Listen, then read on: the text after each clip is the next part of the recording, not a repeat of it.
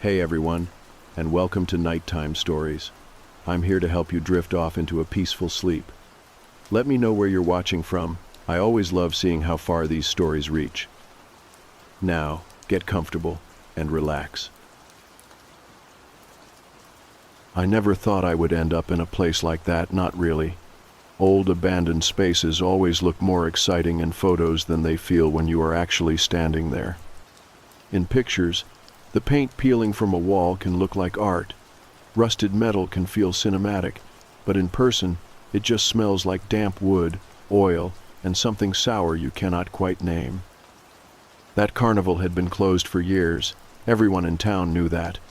But when my friends suggested we go out there one Saturday night, I went along. I do not know if it was curiosity or the need to prove I was not a coward, but I agreed. The entrance was nothing more than a chain-link gate with a crooked sign that used to read "Welcome," though most of the letters had rusted away or fallen off.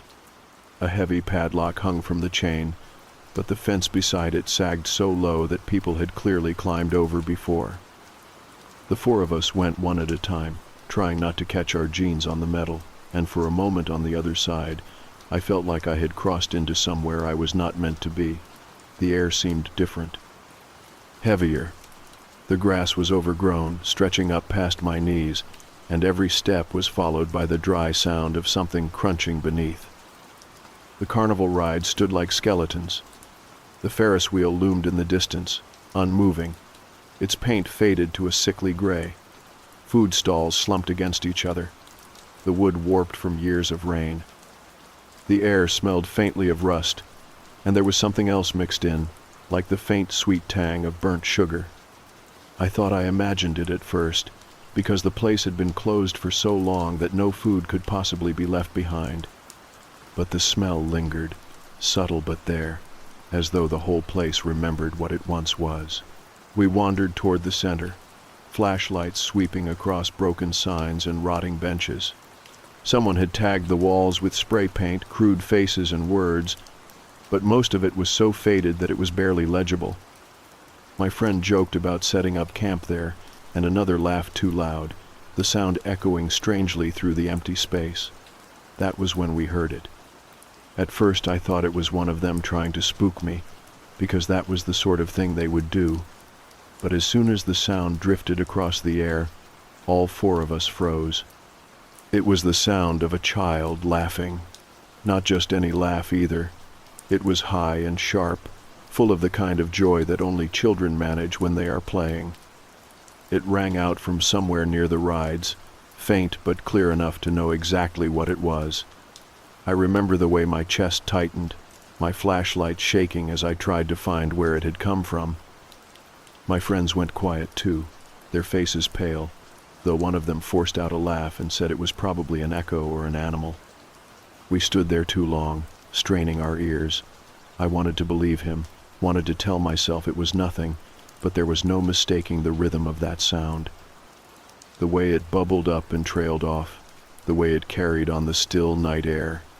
It was a laugh, and it came from a child. I suggested we leave. My voice cracked when I said it, and I could feel my palms sweating around the flashlight handle, but of course none of them wanted to go. They teased me, told me I was jumping at shadows, that it was probably some other group messing around nearby. I hated the idea, but I let myself be pulled further in. The path wound between the game booths, where old prizes still dangled behind shattered glass, faded stuffed animals with their eyes missing, once bright balloons now shriveled and crumpled. Everything looked like it had been frozen mid-scene and then left to rot. My stomach churned the further we went, but I kept my mouth shut. When we reached the carousel, I felt something shift in the air. The horses stood in a frozen circle, their paint cracked, their eyes staring blankly forward. Cobwebs stretched across the poles, and the platform sagged under the weight of neglect. We walked around it, our flashlights bouncing over the chipped colors, when the sound came again. Not laughter this time. Music. Faint and tinny, like it was coming from a long broken speaker. The carousel began to turn.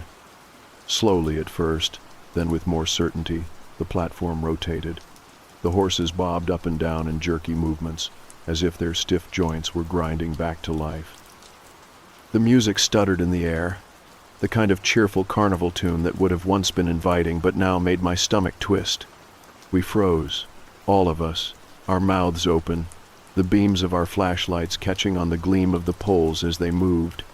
I could feel my heart in my throat, my chest heaving like I had run miles. No one spoke. The air seemed to hum with the weight of what we were seeing. One of my friends finally whispered that it had to be the wind, or maybe some leftover power source still connected. His voice sounded hollow even as he said it, and none of us believed him.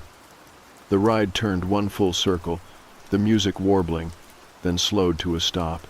Silence rushed back in like a wave. We backed away from it slowly, our feet crunching over broken glass and weeds. My flashlight beam swept the ground, and that was when I saw it. A small shoe lying in the grass, just a few feet from where I stood. It was the kind of shoe a kid might wear to school, worn canvas with fraying laces, the sole scuffed from running. I crouched down, my hand shaking as I reached out to touch it. The fabric was warm. Not from the air, not from the sun, because it was well after midnight and the whole place was damp with cold. It was warm in a way that made my skin crawl, like it had just been pulled off a child's foot. I dropped it and stumbled back, my throat tight. My friends were pale now too, their joking gone. For the first time I could see real fear in their faces. We did not speak. We just turned and made our way back to the fence, our flashlights shaking, our feet moving faster than we intended. I kept glancing behind me, convinced I would see someone small and barefoot following us through the grass, but there was nothing. Only the silence, broken by the faint echo of that laughter, still ringing in my ears. I did not sleep that night. None of us did. After leaving the carnival, we sat in the car in silence for what felt like forever, the engine idling, headlights cutting into the empty road. Nobody wanted to be the first to say what we had just experienced. When one of my friends finally spoke, it was only to mutter something about how we must have been imagining it, that adrenaline could play tricks on the senses. He sounded like he wanted to convince himself more than anyone else. No one else argued. We just let the words hang in the air and drove home without another word. When I finally stumbled through my front door, the clock on the stove glowed past 3. My clothes reeked of damp grass and dust. My shoes were caked with mud, and the sound of that carousel music was still stuck in my head. I lay on the couch fully dressed, my dog curling at my feet, and stared at the ceiling until the sun came up. Every time I closed my eyes, I saw that shoe. It was such a small thing, and yet it felt heavier than anything else I had ever touched. The next morning, I decided I needed answers. I started with a simple search about the carnival. Most of what I found was the kind of nostalgia you expect. Old photos from when it was still running, families smiling, kids holding cotton candy, rides lit up against the night. But buried deeper, I found something else. Local news clippings from more than 20 years ago. Words like missing, closed indefinitely, safety concerns. My stomach twisted as I read. Several children had disappeared from the carnival in its final season. The articles were vague, the way they always are when reporters do not want to fan hysteria. But the facts were there. Kids had gone in and never come out. Parents had reported them missing after a night of rides and games, and though the police had searched, no trace was ever found. The carnival had closed shortly after, citing financial strain, but every line between the words screamed cover-up. I sat at my kitchen table with my laptop open, the morning light slanting across the screen, and felt cold. That laughter we heard was not funny anymore, not even eerie. It was horrifying, because now I knew there had been children, and they had never left. I told myself not to say anything to my friends. They would just laugh or roll their eyes, accuse me of feeding into urban legends. But the more I thought about it, the more I wanted to tell someone, anyone, just so I was not carrying it alone. Later that day, I tried bringing it up casually with one of them. I mentioned the articles, the missing kids, the closure. He stared at me for a long moment, then shook his head. "That's just small-town gossip. They probably ran away, or their parents made it up. You really think laughter in the dark means ghosts?" He laughed, but it sounded hollow. I could see it in his face that he was not as sure as he wanted to be. That night I could not settle. I kept pacing the apartment, checking the windows, locking the door twice. Every time I looked outside, the world seemed too still, like the quiet after a storm when you are waiting for the next crash of thunder. Around midnight, I gave in and poured myself a drink, thinking it might calm my nerves. It barely touched the tightness in my chest. I tried to sleep again, but sometime after 2 I woke up to a sound that made my blood run cold. My phone buzzed on the nightstand with a notification. A new video had been posted in a local history group I followed. Against my better judgment, I clicked it. It was footage from the carnival's opening decades ago. Kids laughing, running past the camera with balloons. The carousel spinning, its music bright and cheerful. And then, right at the edge of the frame, a small figure stood watching. A child, barefoot, staring directly into the lens. His face was pale, expression unreadable, but his eyes were wide and fixed. Nobody else in the video seemed to notice him. The camera panned away, and he vanished from view. I slammed the phone face down on the table and sat frozen, heart hammering. It could have been anything, just a kid playing in the crowd. But the way he looked at the camera, the way his body seemed stiff, unnatural, it hit me in the gut. I told myself to stop digging, to let it go. But the problem with curiosity is that it does not stop once you have had a taste. I spent the next day calling around, trying to find anyone who might know more. Most people brushed me off, said the carnival was ancient history, not worth thinking about. But one older neighbor, a woman who had lived in the area her whole life, lowered her voice when I asked. "They never told the truth about that place," she whispered, her eyes darting around as though someone might overhear. Kids went missing. Everyone knew it. My cousin's friend was one of them. Just vanished during the fireworks one night. The carnival closed the next week, but no bodies were ever found. I asked if she thought the place was haunted, if she believed the stories about laughter in the dark. She gave me a sharp look. "Haunted or not, something wrong is still there.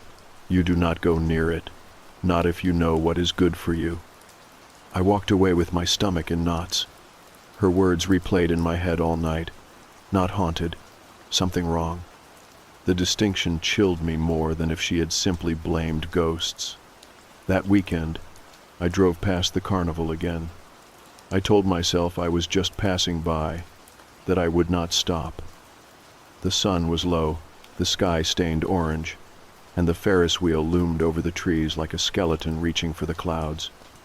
I slowed the car without meaning to, my eyes drawn to the rusting gates. And then I saw it. A figure standing near the entrance. Small, barefoot. It was too far away to see clearly, but every nerve in my body told me it was a child. He stood motionless, arms at his sides, head tilted slightly as though listening. I gripped the steering wheel until my knuckles turned white, forcing myself not to stop. I pressed the gas and drove past, heart pounding, not daring to look in the rearview mirror. By the time I got home, I was shaking so badly I had to sit in the driveway for 10 minutes before I could move. My dog barked when I finally walked in, like he sensed something clinging to me. I wanted to tell myself it was nothing, just another trick of the light, another product of an overactive imagination. But the image of that figure stayed with me, burned into my vision. That night, as I lay awake in the dark, I kept hearing the faint strains of carousel music in my head. Not loud, not real, just enough to keep me from slipping into sleep. And underneath it, soft as a memory, I swore I could hear laughter. For the next few days, I could not stop thinking about what I had seen by the gate. I told myself I had imagined it, that it was just a kid from town messing around, but the image stayed burned into my mind. The way the figure had stood so still, head tilted like it was listening for something, made my skin crawl every time I replayed it in my head. The more I tried to push it away, the more it pulled me back. I thought maybe if I went back in daylight it would lose its power over me. The place could not be that frightening under the sun, with the weeds glowing in the light and the rust showing its true colors. So one afternoon, when the air was heavy with the smell of rain and the streets were nearly empty, I drove out there again. The fence looked smaller than I remembered, the sign still clinging to its rusted hooks. I parked a little ways down the road so it would not look like I was trespassing if someone drove by. My chest tightened as I walked up, weeds brushing against my jeans, the air thick and humid. I told myself I was just going to stand by the fence, maybe snap a few pictures, and leave. When I reached the gate, the silence pressed in. No cars, no birds, not even the buzz of insects, just stillness. I leaned against the fence and looked in. The carousel stood in the distance, frozen again, the horses caught mid-step. I expected it to look ordinary in the light, but something about it felt worse. The chipped paint looked like flayed skin, the horses' empty eyes glaring as if they had been waiting. I pulled my phone out, meaning to take a picture, and that was when I saw it. In the weeds by my feet, half buried under grass, was another shoe, small, canvas, the same style as the one I had found that night, but this one was darker, as if the fabric had been stained. I crouched, hesitating before picking it up. The canvas was soft, frayed at the edges, but what made me drop it immediately was the warmth. Again, just like the first one. Too warm to have been sitting in the damp grass for decades. I stood there shaking, staring at it, my breath coming fast. My phone slipped from my hand into the weeds. As I bent to pick it up, I caught sight of movement out of the corner of my eye. Just for a second. A flicker of something darting between the game stalls deeper inside. My whole body tensed, and I stumbled backward until my shoulders hit the fence. I told myself to leave, to get in my car and drive far away, but my legs would not move. I stared into the carnival grounds, my heart hammering, waiting for whatever I had seen to appear again. Nothing came. The weeds shifted once, then stilled. Finally, I forced myself to move, practically jogging back to the car. I locked the doors and sat gripping the steering wheel, trying to catch my breath. My reflection in the rearview mirror looked pale and sick, eyes wide like a trapped animal. I hated what I had become in just a few days, this nervous wreck jumping at shadows. But I knew what I had seen, and worse, I knew what I had felt when I touched that shoe. Back home, I tried to bury myself in normal life.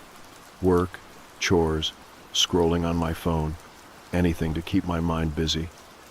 But it did not help. I kept hearing that laughter echoing in my head, bright and sharp, the way it had carried through the empty carnival. A few nights later, I woke up to a sound that made my skin crawl. It was faint, muffled, but unmistakable. Carousel music. Not from a speaker, not from my phone, just soft, tinny notes drifting through the night air. I sat up in bed, holding my breath, straining to hear. The tune faltered, warbled, then faded. My dog barked once, sharp and terrified, before scrambling under the bed. I sat frozen, my body ice cold, until silence settled again. I did not sleep after that. At dawn, I made coffee with shaking hands and sat at the kitchen table, staring at the wall. My head felt heavy, fogged, but beneath it was the undeniable sense that something had followed me home. The next day, I decided I had to know more. I drove to the library and asked for the old newspaper archives. The librarian gave me a curious look but showed me how to access the microfilm. Hours blurred together as I scrolled through faded pages, scanning headlines. Most of it was about town fairs, local parades, charity events. But eventually, I found what I was looking for. Several missing children, all around the same age, had vanished within a span of weeks. Each case was eerily similar, last seen playing near the rides.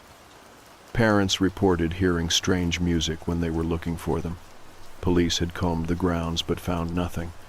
The carnival owner had issued a statement about unfortunate coincidences before closing for good.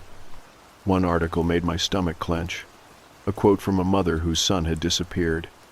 She said that on the night he went missing, she heard him laughing, clear as day, even though she could not see him anywhere.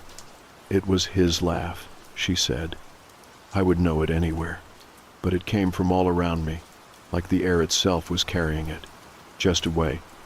I left the library with my chest tight, my hands trembling on the steering wheel.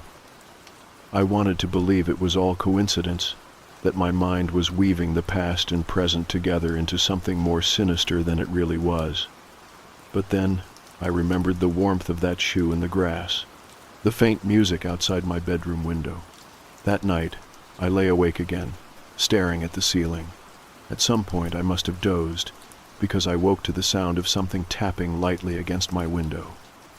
My heart jumped into my throat as I turned my head. Nothing was there, just the faint outline of branches in the dark.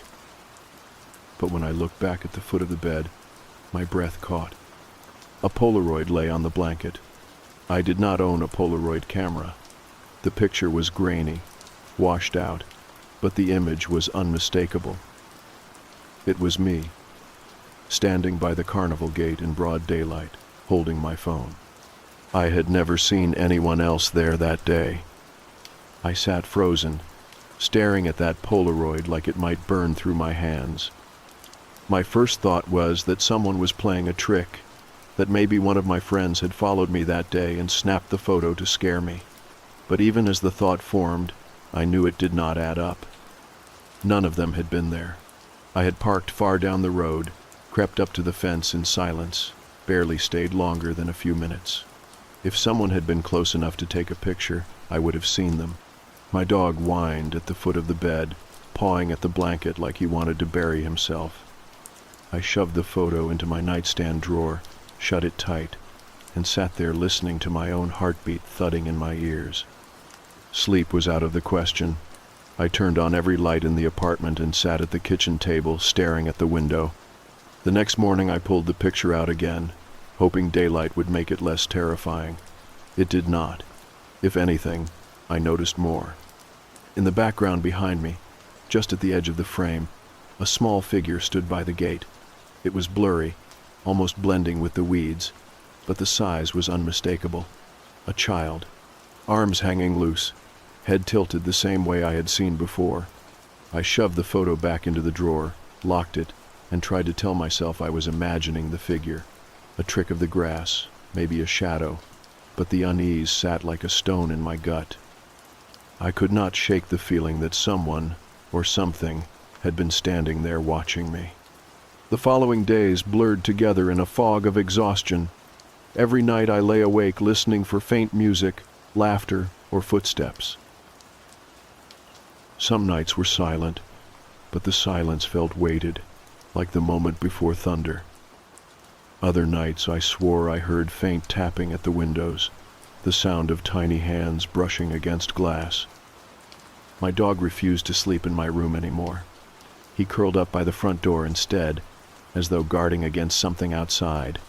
On the 5th night after the Polaroid appeared, I woke suddenly around 3 a.m.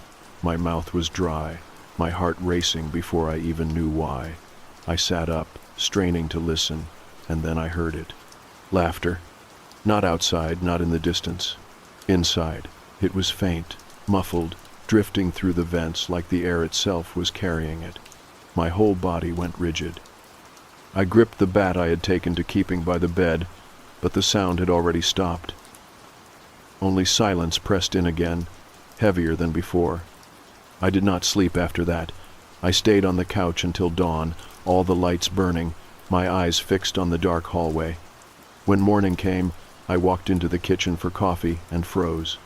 On the table, where I had left nothing, lay another Polaroid. This one showed my living room, my couch, me asleep on it. I dropped the photo and stumbled back, my chest tight. My apartment door was locked, windows shut. No one could have gotten in, and yet someone had. I could not take it anymore. I drove straight to the police station, the photo shaking in my hand.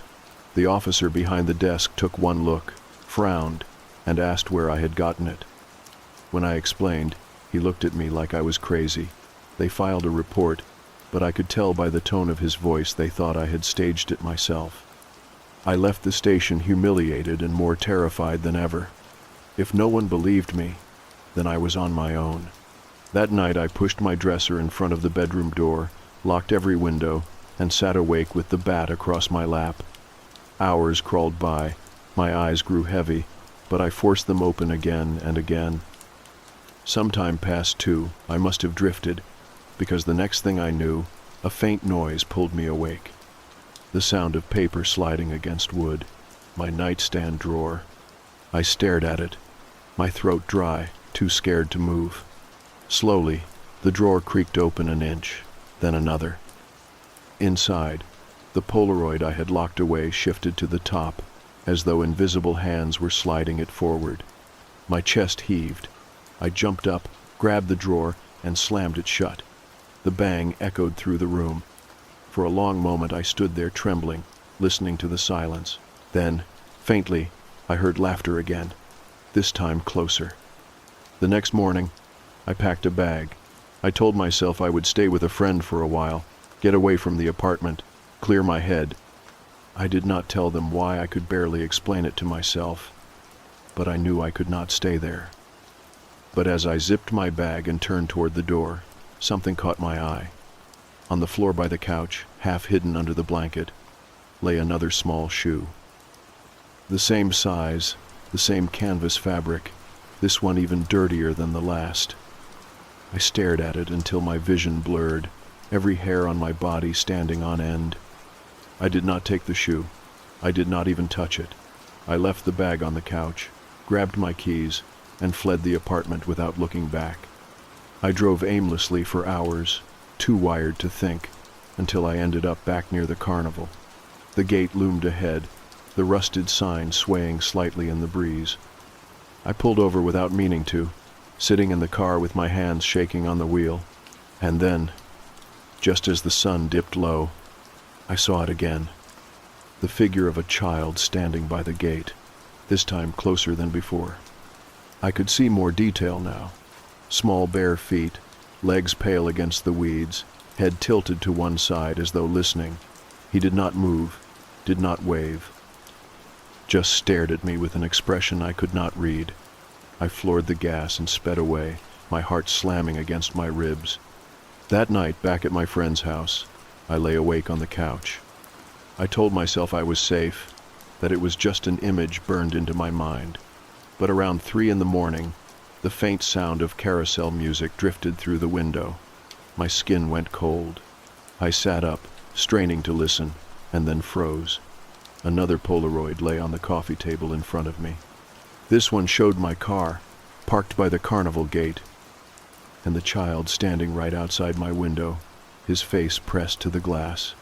I did not want to touch that Polaroid on the coffee table. Just looking at it made my skin crawl.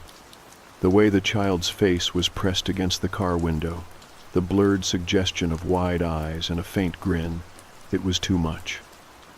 I sat on the couch staring at it until the sun came up, hoping that daylight would wash it away, that somehow it would not be there when I blinked again. But when the light finally filtered through the blinds, the picture was still there. The image burned into my sight. My friend asked me later if I had not slept, and I lied. I said the couch was uncomfortable. I said I was restless. I did not tell him that I had been sitting awake with every muscle tensed, listening for the faint sound of laughter drifting through the vents. I did not want to bring him into this. Whatever it was, it seemed fixated on me, and I could not stand the thought of dragging anyone else into it. Still, as the day wore on, I could not escape the feeling that I was being watched. I caught myself glancing over my shoulder while brushing my teeth, checking the corners of rooms, pulling the curtains tight.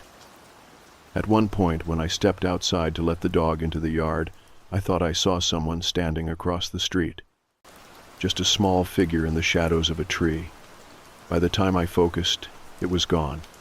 The dog barked all afternoon, pacing near the windows, growling low at nothing I could see. Every time he growled, my stomach tightened. Animals do not imagine things. They react to what is there. I found myself apologizing to him under my breath, telling him I was sorry for bringing this into his life. That night, I forced myself to stay awake. I made coffee, paced the living room, scrolled through my phone until my eyes burned. Around 2:30, the house went quiet, the kind of quiet that presses on your eardrums. The dog whimpered and ducked under the table. My heart slammed into my ribs as I heard the faintest sound of music. Carousel music. Not from outside, not drifting from the carnival. It was right there, in the house, soft and tinny like it was playing on an old toy. I gripped the bat I had brought with me, inching down the hallway, every step deliberate. The music faltered once, warbled, then carried on. I followed it to the kitchen, and that was when I saw it. Another Polaroid sitting on the counter. My hands shook as I picked it up.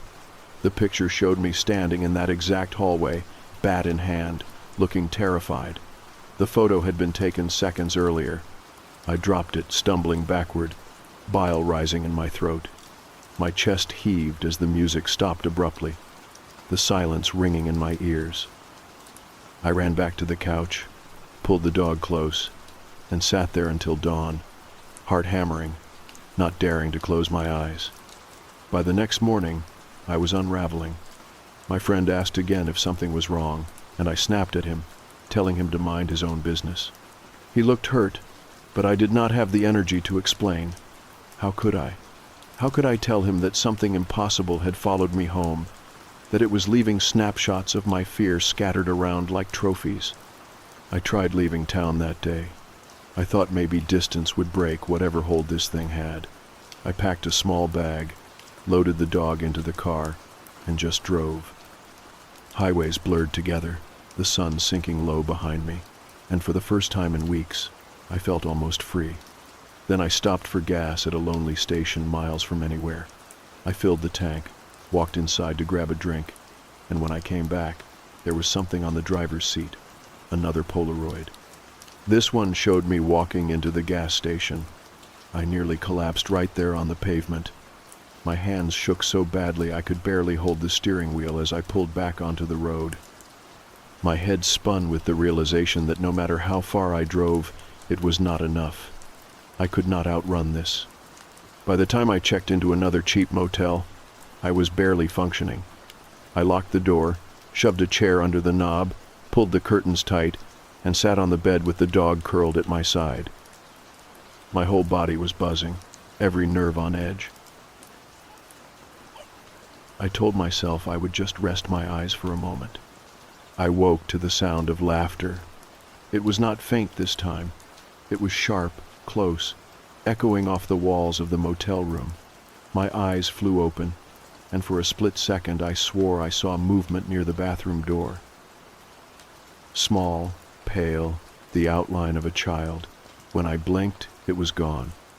On the nightstand, another Polaroid waited.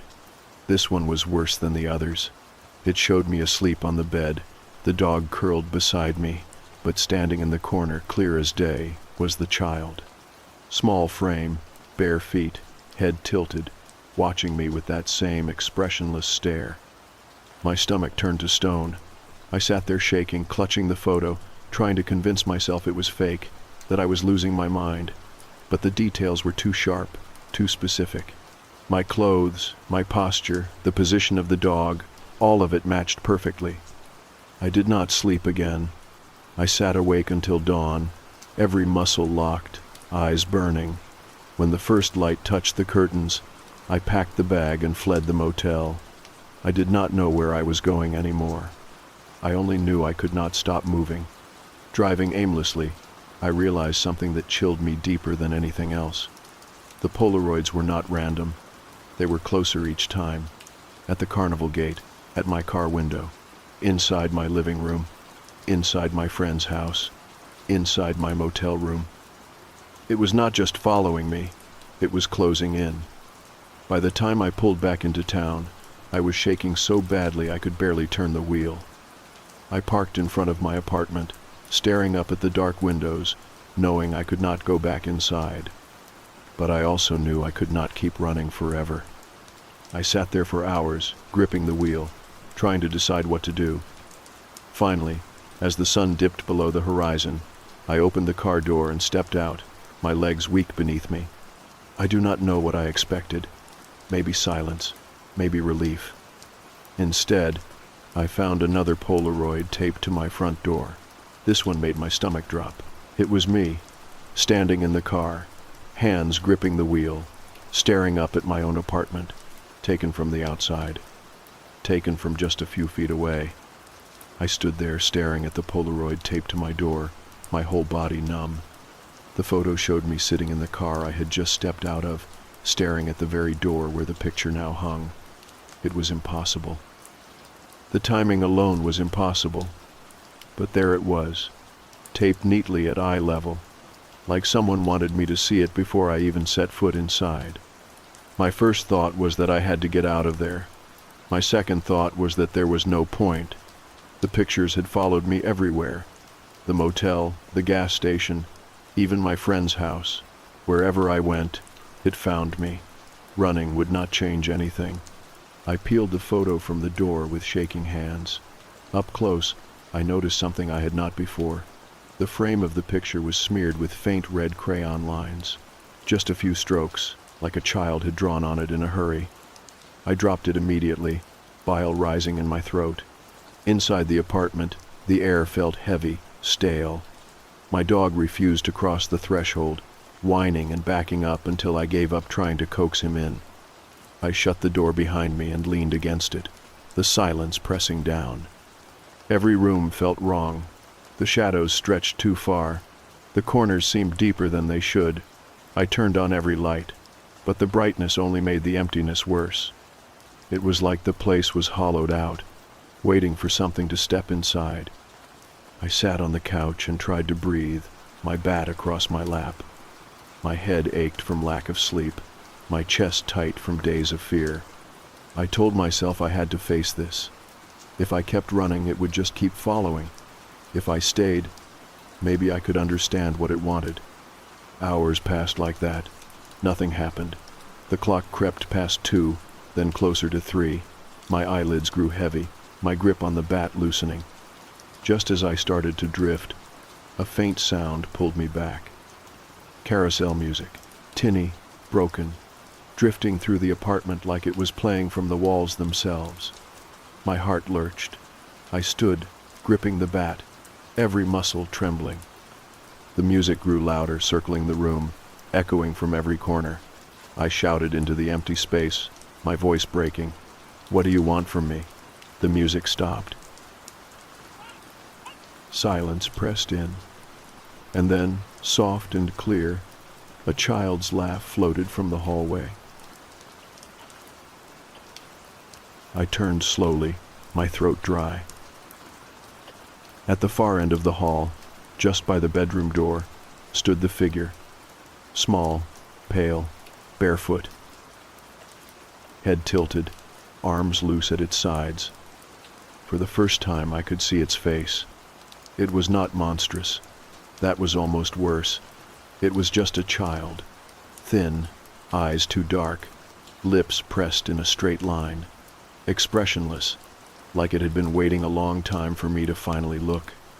I froze, my grip on the bat slick with sweat.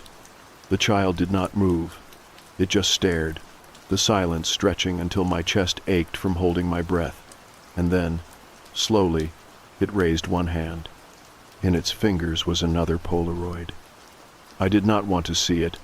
I did not want to know. But I could not look away. It held the picture out, tilting its head further, and let it flutter to the ground. My legs shook as I forced myself forward, each step heavier than the last. The hallway seemed to stretch forever, the walls closing in. When I finally reached the photo, I bent to pick it up, my vision tunneling. The picture showed me lying in my bed, not asleep, not alive, just still, eyes closed, arms folded, as though I had been laid out.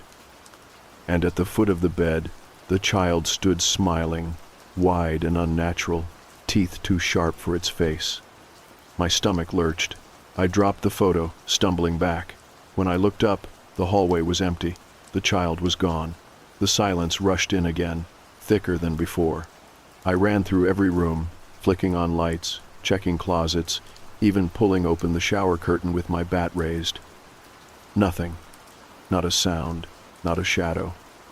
Just emptiness. Eventually I collapsed on the couch, shaking, the bat clattering to the floor. I do not know how long I sat there, staring at the wall, waiting for something else to happen. Hours passed. The sun rose, filling the room with light, and still nothing came. I thought maybe it was over. Maybe showing me that final picture had been the point, some sick warning of what it wanted. I left the apartment that morning and never went back. I could not. I stayed with friends for a while, then moved across the state. I got a new place, a small apartment with thin walls and loud neighbors, the kind of place where silence does not exist. I thought maybe the noise would keep me safe, drown out whatever had followed me. For a while it worked. No laughter, no music, no Polaroids. I started to feel human again. But then, a few weeks ago, I found something slipped under my door. Not a photo this time, a crayon drawing.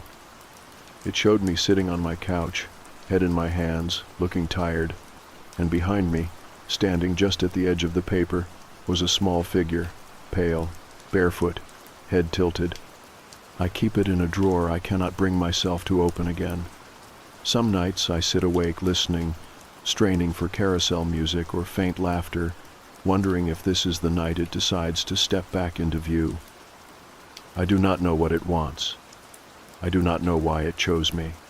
All I know is that I am tired, and that it is still out there. I almost did not post this because, honestly, it still messes with my head, and I am not even sure if I believe it myself. But I figured maybe if I get it out there, it will make some kind of sense, or maybe someone will tell me I am not completely crazy. I live in Liverpool, in this old house that my parents have owned for years. It is one of those places with a bit of character, I guess you could say. The floors creak in ways that do not always make sense, and the walls are thin enough that you can sometimes hear more than you want to from the neighbors.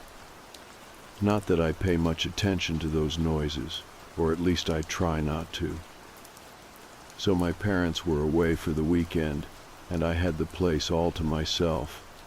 It was one of those rare times where I could just do whatever I wanted without having to check in or keep the noise down. The first night was pretty normal. Just some TV, a few snacks, and then bed. But over the next couple of days, I started noticing little things, the kind of things you try to ignore, but they nag at you. Like at night, I could hear noises coming from the walls and sometimes the attic. Nothing loud or constant, just soft, subtle noises that you almost convince yourself are just the house settling or the wind playing tricks. But it was enough to keep me awake on some nights, lying there and staring at the ceiling, trying to figure out what it was. I remember one night I was in bed, half asleep, when I distinctly heard what sounded like footsteps above me. The attic door is right at the top of the stairs, and I had checked it 1,000,000 times before just to be sure it was shut. That night, I just lay there, listening and telling myself it was probably a rat or something else that lives up there. Liverpool is full of old houses, and pests are part of the package, I guess. Still, I could not shake the feeling that it was something else, something, I do not know, more deliberate. But then again, I tried to tell myself I was overthinking it. During the day, everything seemed normal enough. I went about my usual routine, making tea, scrolling through my phone, occasionally stepping outside for some fresh air. The sun was out, birds were chirping, and I told myself that the noises at night were just in my head. maybe too many horror stories or too much caffeine. I also remembered the last time I was here alone, maybe a few months ago, and I had the same feelings, just the house being old and noisy. I guess I was trying to be logical because I did not want to feel scared in my own home. One evening, I was sitting in the living room, wearing my old hoodie that I have had forever. It is one of those soft ones that is slightly too big and smells faintly of laundry detergent. I was eating a bag of pretzels that I had forgotten in the car for a while.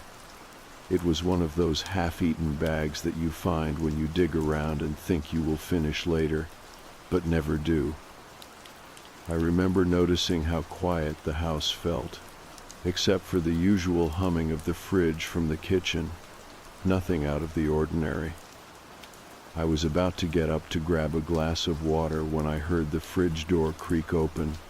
At first, I thought maybe I had forgotten to close it properly, but the fridge is usually pretty quiet unless you are right there. So I paused and listened.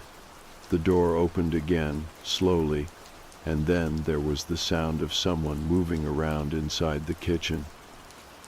I froze because, honestly, my first thought was that someone had broken in, but it was so quiet and strange that I did not even dare call out. My hands started to shake a little, and I found myself holding my breath without realizing it. I grabbed my phone and slowly crept toward the stairs. It was pitch dark, except for the faint glow from the screen. I kept trying to tell myself it was nothing, maybe just the wind or an animal, but I knew deep down that was not it. When I got to the top of the stairs, I could see the kitchen door was slightly open, and that was when I saw him, a tall man standing there, naked, his back to me. Pale skin, ribs showing, and he was just eating cold leftovers from a plate on the counter. He was humming softly, like a lullaby, and it made the whole thing even more surreal. I whispered, just to see if he heard me, and he turned his head slowly to look at me, but his body stayed facing the counter. I do not know why, but that motion was one of the creepiest things I have ever seen. Then, without a word, he ran out the back door into the darkness. I stood there, not moving because I did not trust myself to breathe. It felt like my mind was trying to catch up with what my eyes just saw. After a while, I went outside but found no sign of him, no footprints, nothing. Just the usual damp grass and the faint smell of burnt coffee from my neighbor's kitchen. I locked the door and spent the rest of the night sitting on the couch, trying to rationalize everything. Maybe he was homeless, or someone who had been sneaking in through the walls or attic the whole time. I thought about the noises I had been hearing, and wondered if it was him moving around when I was not looking. I keep asking myself if I imagined the whole thing. Maybe I was half asleep or dreaming, but it felt too real. The next morning, I looked around the kitchen, checked the locks again, and tried to convince myself that it was just a one-time thing. But I still feel like I am being watched when I am here alone. I do not know what to do next, but I guess I will keep posting updates because, honestly, I am not sure how to handle this.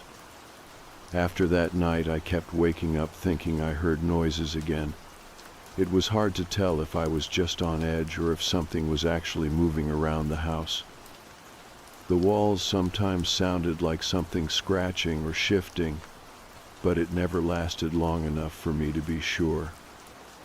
I told myself it was probably just the house settling, the pipes, or maybe even the wind sneaking in through some cracks. But I could not help feeling like I was being watched, like there was something just beyond the corner of my vision. During the days, I tried to get back to normal. I went to the local shops, ran errands, and met a friend for coffee. trying to act like nothing strange had happened. But every time I came back home, the feeling crept in again, that small knot in my stomach that tightened whenever I stepped through the front door.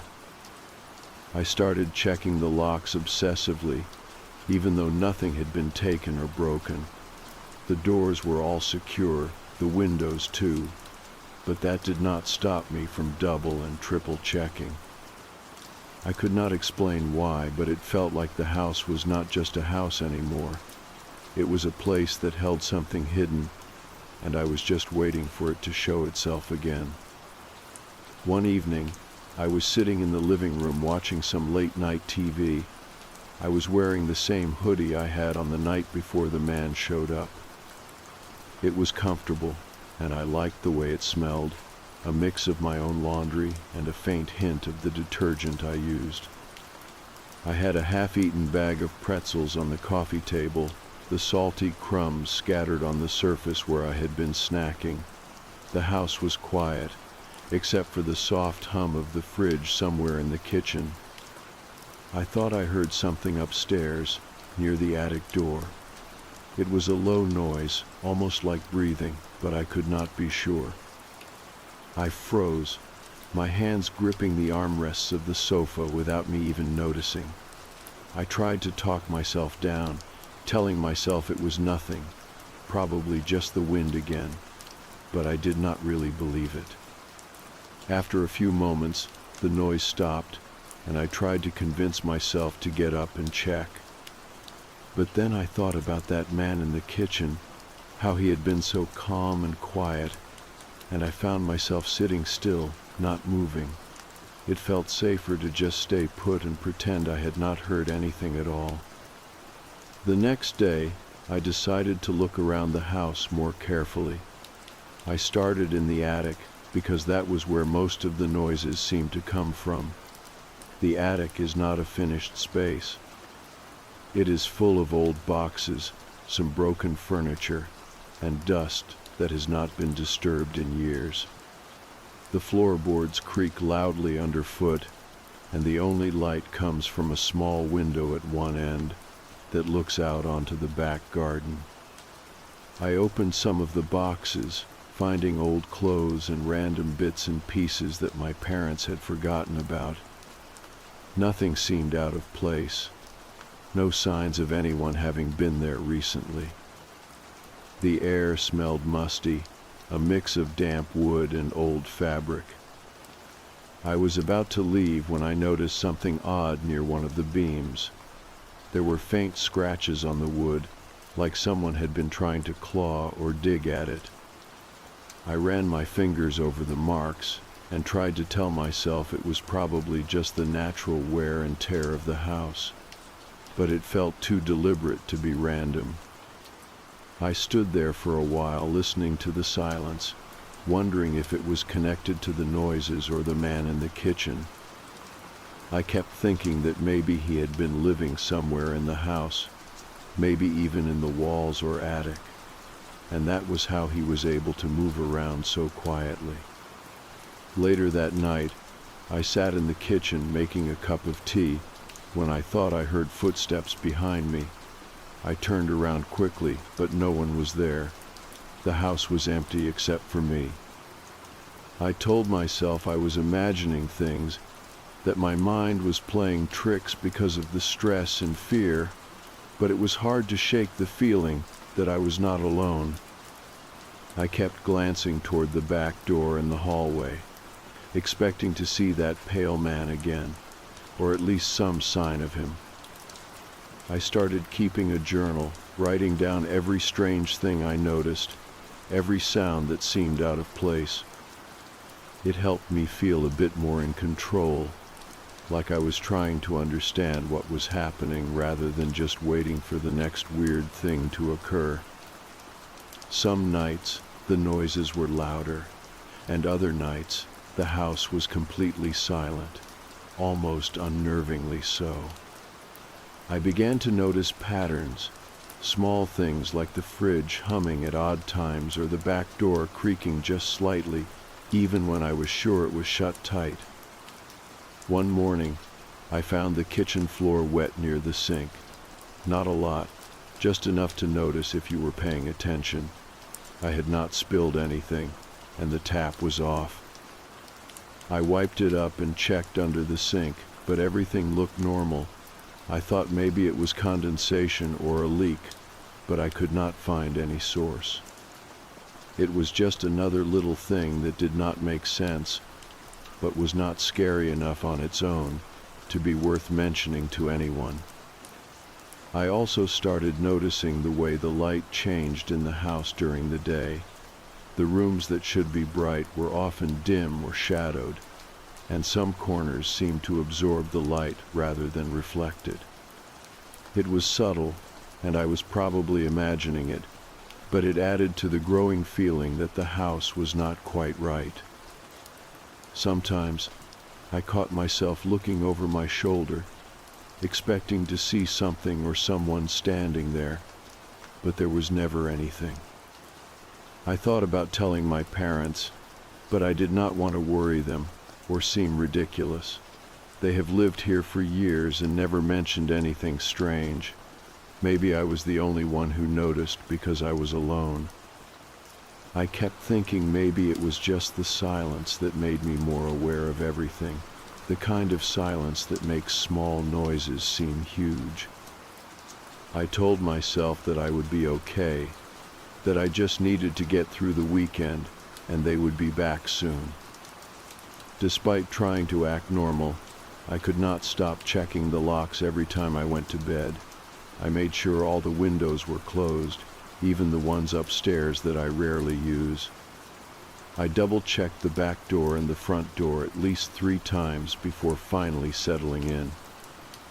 I started keeping a small knife by my bed, not because I really thought I would need it, but because it made me feel a little safer. I did not want to admit how scared I was, but I was. Every now and then, I thought I saw shadows moving in the corners of my vision. When I turned to look, nothing was there.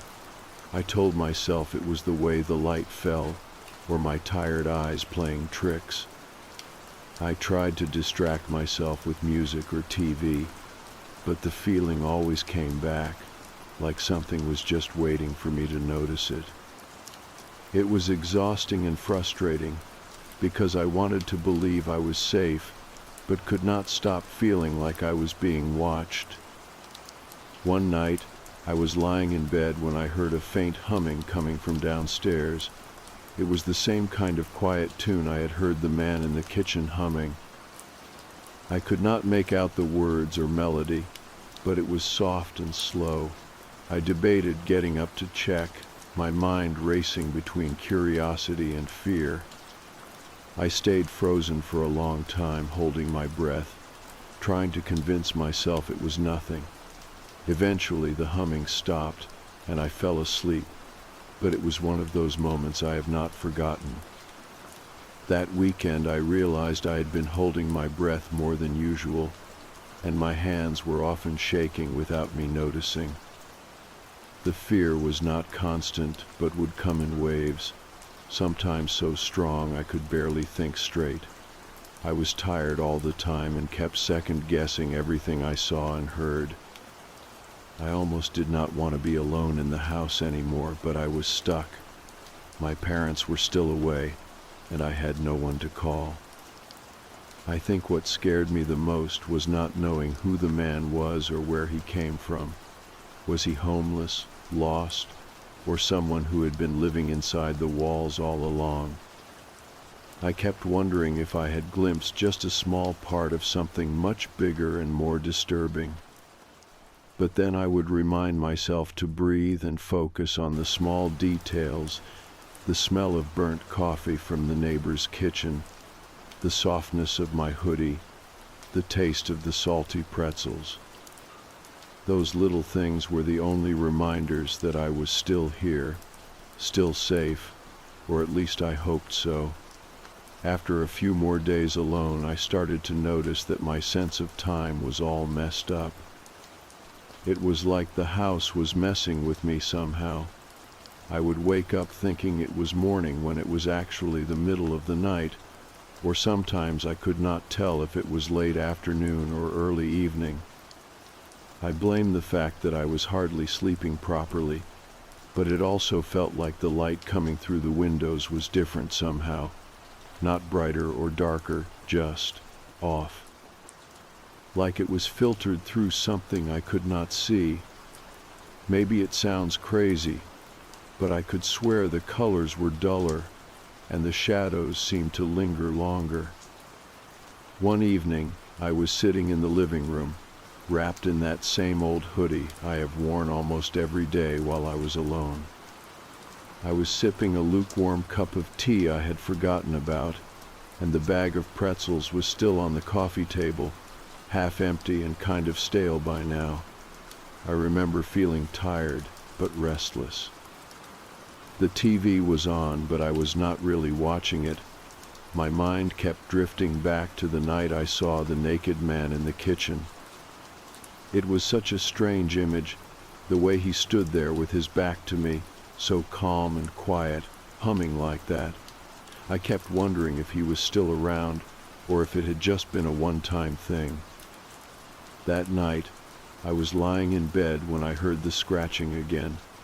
It was coming from the attic, a slow, deliberate sound like someone was scraping their nails against the wooden beams.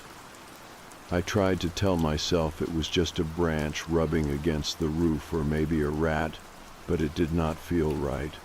The sound was too steady and too close. I held my breath, not sure if I should get up and check or stay where I was. I was not sure what scared me more, the idea of someone being up there, or the thought that I might be imagining everything. I stayed frozen for what felt like forever. Eventually, the scratching stopped, and the house went quiet again. But it left this weird feeling in my chest, like something was watching me, even though I was alone. I lay there staring at the ceiling, my hands clenched into fists under the blankets. I tried to focus on my breathing, but it was hard to slow down my racing thoughts. I thought about the man's pale skin and the way his ribs showed when he turned his head. It was a weird detail that stuck with me for some reason. The next day, I went back to the attic, this time with a flashlight and a notepad. I wanted to write down anything I noticed, anything that could explain the noises. The attic was colder than usual, and the air smelled like damp wood and old fabric. I checked all the corners and behind the boxes. There were more scratch marks on the beams, some deeper this time, like someone had been clawing at the wood. I felt a chill run down my spine and tried to convince myself that maybe it was just damage from before, something old and unrelated. As I moved around, I found a small hole near the floor, just big enough for a person to crawl through. I did not want to get too close, but it looked fresh, like it had been made recently. I stared at it for a while, wondering if the man had been coming and going through there all along. I imagined him hiding in the dark, waiting for the right moment to come out. It was such a creepy thought that I had to step back and take a few deep breaths before continuing. That evening I kept replaying everything in my head, the sounds, the scratches, the hole in the attic. I found myself checking the walls and the floors more carefully, tapping and pressing to see if anything felt hollow or different. I even pressed my ear to the walls, listening for any signs of movement. Sometimes I thought I heard faint breathing or whispering, but every time I looked around, there was nothing there. I started to question my own mind, wondering if I was going crazy or if something was really happening. I also started to pay attention to the little things, like the way the fridge hummed when it was running, or the creak of the floorboards under my feet. The house was full of these small noises that usually went unnoticed, but now they seemed amplified. It was like the whole place was alive and watching me. I would catch myself glancing toward the kitchen or the back door, half expecting to see that naked man again. It was irrational, I know, but I could not stop it. One night I woke up to a cold draft in my room. The window was closed, or at least I thought it was. When I got up to check, I found it slightly open, even though I was sure I had shut it before going to bed. I closed it again and locked it as best as I could. I started to wonder if someone had been in my room, or if the house itself was playing tricks on me. I lay back down, heart pounding quietly, and tried to calm down. I kept telling myself it was nothing, just the wind or me forgetting to close it properly. The next day I found more signs that something was not right. A cup that I had left on the kitchen counter was knocked over, with a small puddle of tea spilled on the surface. I was certain I had not done it, and the cup was too far from the edge to have fallen by itself. I wiped it up and checked the surrounding area, but there was no explanation. I felt a growing sense of unease, like I was losing control of my own space.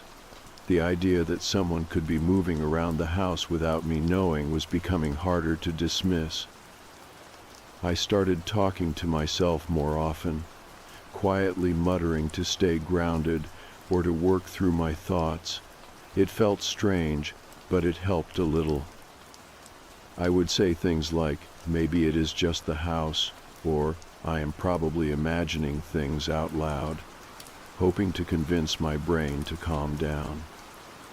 Sometimes I caught myself rehearsing what I would say if someone asked me about all of this. I was afraid I would sound crazy or that no one would believe me. I also tried to keep busy, doing chores and tidying up to distract myself. But even while cleaning, I was hyper-aware of every sound and shadow. I remember vacuuming the living room and suddenly stopping because I thought I heard a whisper behind me. I turned around quickly, but no one was there.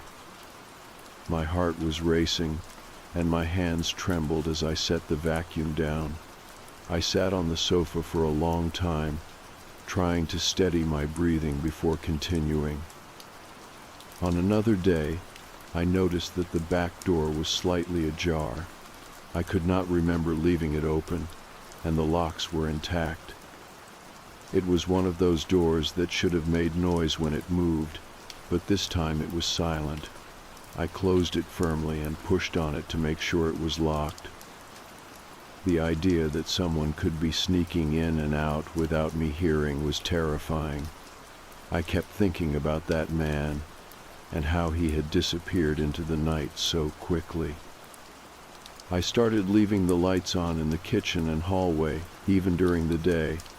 It was a small comfort, but it helped to push back the shadows that seemed to gather in the corners. I did not like the dark anymore, not in my own home. The house had gone from feeling familiar to feeling strange and unpredictable. I kept hoping that my parents would come back soon, that everything would go back to normal. But the more time passed, the harder it was to believe that normal was still possible. Every night, I found myself lying awake, listening to the quiet sounds that filled the house. The hum of the fridge, the creak of the floorboards, the occasional tapping in the walls. Sometimes I would hear a faint humming, the same tune the man had been singing that night. It was barely audible, like a ghostly lullaby that I could not escape. I would hold my breath and wait, hoping it would stop, but it never did for long. I realized that I was not just scared of the man or the noises. I was scared of not knowing what was real anymore, scared of losing my grip on this place I had always called home. The feeling of being watched, the strange noises, the unexplained signs, they were all wearing me down. I wanted to leave, but I could not. This was my home, and I was stuck here, waiting for something I could not name. The nights kept getting harder. I would lie in bed, eyes wide open, feeling like the shadows in the room were moving just slightly out of sync with everything else. It was the kind of feeling where you want to tell yourself it is nothing, but your body is screaming that something is wrong. I tried to keep busy during the day, to distract myself from thinking too much, but it felt like the house was watching me. I kept catching myself pausing mid-step, listening to the quiet creaks and groans around me, wondering if someone or something was hiding just out of sight. One night, I was in the kitchen making a sandwich. It was late, the kind of late where you are tired but still hungry enough to get up and eat. I was wearing the same hoodie I had been living in since my parents left. It smells like home now, but it also smells like the nerves and restless nights I have spent here alone. The kitchen smelled like the burnt coffee my neighbor makes every morning, mixed with the faint scent of the leftovers I had been keeping in the fridge. I had a half-empty bag of pretzels on the counter and was carefully pulling out a piece when I heard the fridge door creak open again. My heart jumped and my hand froze mid-air. I stood there for a moment, unsure if I was really hearing it or if my mind was playing tricks again. Then the door opened wider, and I caught a glimpse of pale skin. I swallowed hard and whispered, even though I knew it probably would not make a difference. When I spoke, the man turned his head, his eyes locking onto mine without moving his body. It was unsettling in a way I cannot explain. He was skinny, too skinny, and his skin looked almost translucent under the kitchen light. He hummed softly, the same tune I had heard before. It sounded like a lullaby, but there was something off about it, something that made my skin crawl. I wanted to ask him who he was or what he wanted, but my voice got stuck somewhere between fear and disbelief. Instead, I just stood there, trying not to breathe too loudly, afraid that if I moved, he would disappear or worse, react in a way I was not ready for. Then, without warning, he ran out the back door into the night. I did not follow. I just stood there, frozen, my hands shaking as I clutched the edge of the counter. I could still hear the soft thud of his footsteps on the grass outside as he disappeared into the darkness. I wanted to call someone, the police maybe, but I was not sure what I could say that would not make me sound insane. Instead, I locked all the doors and windows again and sat down at the kitchen table, trying to make sense of what I had just seen. The next morning, I found small, wet footprints on the floor near the back door. They were pale and almost translucent, just like the man's skin. I stared at them for a long time, feeling a mix of disbelief and fear. I had no idea where they had come from, or how he had left without making more noise. The grass outside was damp from the morning dew, and there were no other signs that someone had been there. It was as if he had vanished into thin air. I started keeping a journal, writing down every strange thing that happened, every noise and sight that did not fit. It was my way of holding on to some kind of reality, a way to remind myself that I was not completely losing it. Some nights the house was quiet, almost peaceful, and other nights it was alive with sounds I could not explain. The humming was the worst. It would start softly in the middle of the night and grow louder until it filled the entire house. I would lie awake, gripping my pillow, trying to block it out. I began to notice other odd things too. Objects would be moved slightly, like someone had brushed past them but not taken anything. The kitchen counter, where the man had stood, seemed colder than the rest of the room. I even found one of my socks on the floor in the hallway, far from where I usually leave them. It was clean, not dirty or torn, just out of place. These little details piled up, making me feel more and more like I was sharing my home with someone I could not see. One evening, I tried to record the humming on my phone. I set it up in the living room and left it running while I went to bed. The next morning, I listened back to the recording, hoping to catch something that I had missed. All I heard was static and the faintest whisper of a melody that I could barely make out. It was enough to make my skin crawl. I was not sure if I wanted to hear more, or if I should just delete it and pretend it never happened. I talked to a friend about what was going on. I did not tell them everything, just enough to make them concerned but not scared. They told me to stay with them for a few days, to get out of the house and clear my head. I wanted to say yes, but I also felt trapped. This was my home, and as strange as it had become, I could not leave it completely. I promised I would think about it, but deep down, I knew I was not ready to face being away from here just yet. The house kept testing me. Some nights, I would wake up to the sound of the attic door creaking open slowly.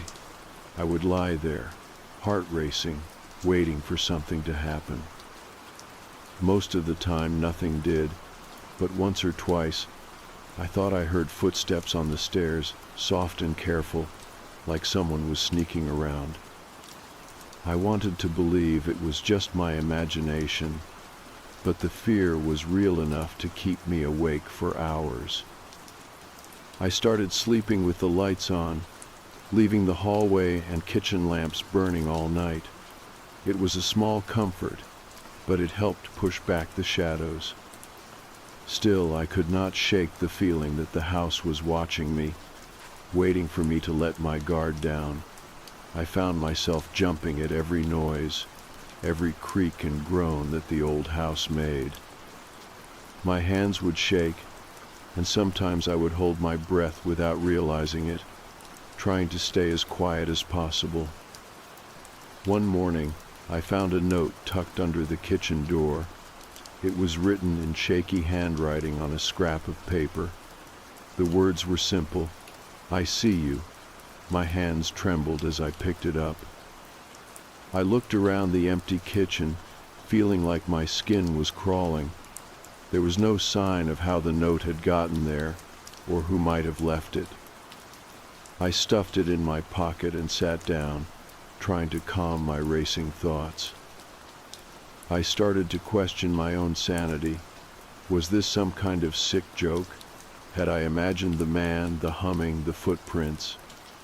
But the note was real, and so were the scratches in the attic, the cold spots, and the feeling that I was never truly alone. I kept telling myself that I needed to be rational, that there must be an explanation for all of this. But the more I tried to find one, the more the house seemed to close in around me. Days passed, and the strange occurrences only grew. One night, I woke up to the sound of whispering, soft and unintelligible, coming from the walls. I could not make out what was being said, but it felt urgent and desperate. I lay there, frozen, listening until the whispering faded into silence. It left me feeling drained and uneasy, like I had been touched by something I could not see. I kept checking every corner of the house, every nook and cranny, looking for signs of who or what might be hiding here. I found nothing, but the feeling of being watched never went away. Sometimes I would catch a glimpse of movement in the corner of my eye, but when I looked, there was nothing there. It was as if the house itself was alive and aware, a living thing with secrets it refused to share. The more I tried to ignore it, the worse it got. I found myself talking to the walls, asking whoever or whatever was there to leave me alone. I would whisper into the darkness, hoping that it was enough to keep whatever it was at bay, but nothing ever changed. The house remained a place of quiet terror, filled with unseen eyes and silent footsteps. I do not know how much longer I can stay here. The fear is constant now, a low hum beneath everything I do. I keep telling myself that it will end when my parents come back, but I am not sure I believe that anymore. The house has changed, and so have I. I am not sure if I will ever feel safe here again. The longer I stayed in the house alone, the more it felt like I was living somewhere I did not belong anymore. I kept hoping my parents would come back soon, but every day that passed felt heavier, like the walls were closing in. I stopped trusting my own senses, second-guessing every noise and shadow. There were moments when I would sit still for what felt like hours, just staring at a spot in the room, waiting for something to happen, even though I hoped nothing ever would. One night, I woke up suddenly, sweating and breathing fast. I thought I heard footsteps again, this time closer, right outside my bedroom door. It was so quiet, but the sound was there. I froze, lying under the covers, not daring to move or even breathe too loudly. The door handle rattled slightly, like someone was trying to open it without making a sound. I wanted to scream, to call for help, but my voice was gone. After a few tense seconds, the noise stopped, and everything was still again. I did not sleep the rest of that night. The next morning, I found the door slightly ajar.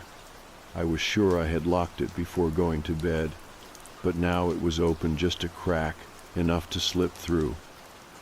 I stood there for a long time, staring at it, trying to convince myself that maybe I had left it that way and forgotten, but I knew I had not.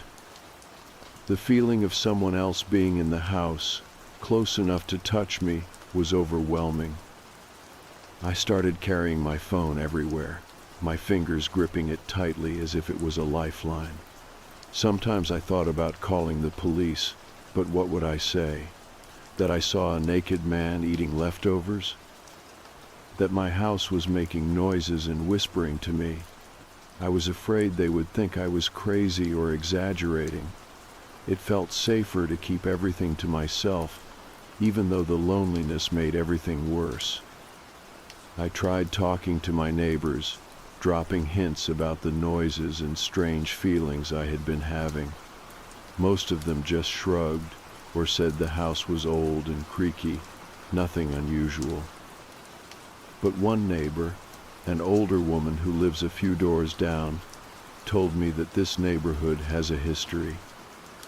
She mentioned stories of people hearing strange sounds in their homes, unexplained footsteps, and things moving on their own. She did not say much else, but her words stuck with me. That night, I slept with the lights on, the TV playing quietly in the background to drown out the silence. I was exhausted but too anxious to rest properly. I kept glancing toward the hallway, expecting to see that pale man or something else lurking in the shadows. I even kept my bedroom door locked, but the thought did little to calm me. In the middle of the night, I heard the faint sound of humming again. It was soft and slow, the same eerie tune I had heard before. It felt like it was coming from just outside my room. I sat up, heart pounding, trying to convince myself to get up and check, but I could not move. The humming stopped suddenly, and the silence returned. I lay back down, pretending to be asleep, hoping whatever it was would go away. The days blended into one another after that. I stopped paying attention to the time, not sure if it was morning or night anymore. The house had lost its warmth, becoming cold and uninviting. I kept finding small signs that someone had been there. Things moved slightly, cold spots in rooms, and once, a single footprint on the kitchen floor. It was faint, like someone had been walking barefoot on wet ground, but there was no rain, and the floor was dry. I started to feel like the house itself was alive, watching me, waiting for me to slip up. I caught myself whispering to the walls, begging whatever was there to leave me alone. It was embarrassing, but it helped a little. The fear was exhausting, and sometimes I wondered if I was just imagining everything to cope with being alone. One afternoon, I found a torn piece of fabric caught on a nail near the attic stairs. It looked like part of a shirt, thin and faded. I did not recognize it, and it made my stomach turn. I tried to remember if I had seen it before, but I could not. The idea that someone had been hiding in the attic, watching me, was too much to think about. I wanted to explore the attic again, to see if there was any sign of where the man could be living, but I was scared. The thought of being up there alone, in the dark, with the sounds and shadows made me freeze. Instead, I stayed downstairs, trying to keep busy with cleaning and small chores. But even that felt pointless. One evening, as I was washing dishes, I thought I saw a figure standing in the doorway to the kitchen. It was just out of the corner of my eye, pale and thin, but when I turned to look, there was nothing there. My hands trembled, and I dropped a glass, shattering it on the floor. The noise echoed through the house, and I jumped, heart racing. I cleaned up the mess quickly, feeling like I was trying to erase the evidence of something I could not explain. I told myself I was just tired and seeing things, but deep down, I knew it was more than that. I was not safe here anymore. I started to keep the back door locked at all times, even when I was in the kitchen. The idea that the man had run out into the night and disappeared was unsettling, but I could not shake the feeling that he could come back at any time. I kept glancing out the window, watching the garden and the street beyond, half expecting to see him standing there. One night, I was lying in bed when I heard a soft tapping at the window. It was slow and deliberate, like someone was knocking gently. I sat up, staring at the dark glass, but I could not see anything outside. The tapping stopped, and the silence returned. I tried to tell myself it was a branch or an animal, but the feeling of being watched did not go away. I started to dread the nights. I would lie awake, waiting for the strange noises, the humming, the footsteps. Sometimes I would hear whispering in the walls, voices I could not understand. I tried to block it out, but it always found a way to creep back in. I thought about leaving, but I did not know where to go. The thought of being away from the house, away from my things and memories, was almost as frightening as staying.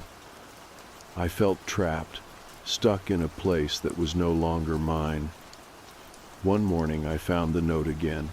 It was slipped under the door, the same shaky handwriting. This time it said simply, "You cannot hide." I held the paper in my hands, feeling the weight of those words like a physical thing. I wanted to tear it up, to throw it away, and forget it ever happened. But I kept it, a reminder that I was not alone in this house. The days passed, each one blending into the next. The fear was always there, lurking just beneath the surface. I kept hoping for my parents to come back, for the house to go back to normal. But I knew deep down that things would never be the same. I am writing this now because I need someone to know. I do not know how much longer I can keep this up, how much more I can take. The house is not safe, and neither am I. I do not know what will happen next. but I hope that by sharing this, maybe someone will understand, maybe someone will help. It had been nearly 2 weeks since my parents left for their trip, and I was honestly not sure how much longer I could handle being in that house. Every creak, every faint sound had me on edge, and I was more exhausted than I ever thought possible. I kept thinking about that pale man I saw in the kitchen, the way he stood there humming, almost calm, as if this was normal for him. I kept wondering if he had been living in the walls or attic all along, moving silently just out of sight. But after everything I had been through, I knew I needed to figure it out for myself one way or another. That afternoon, I decided to finally face the attic again.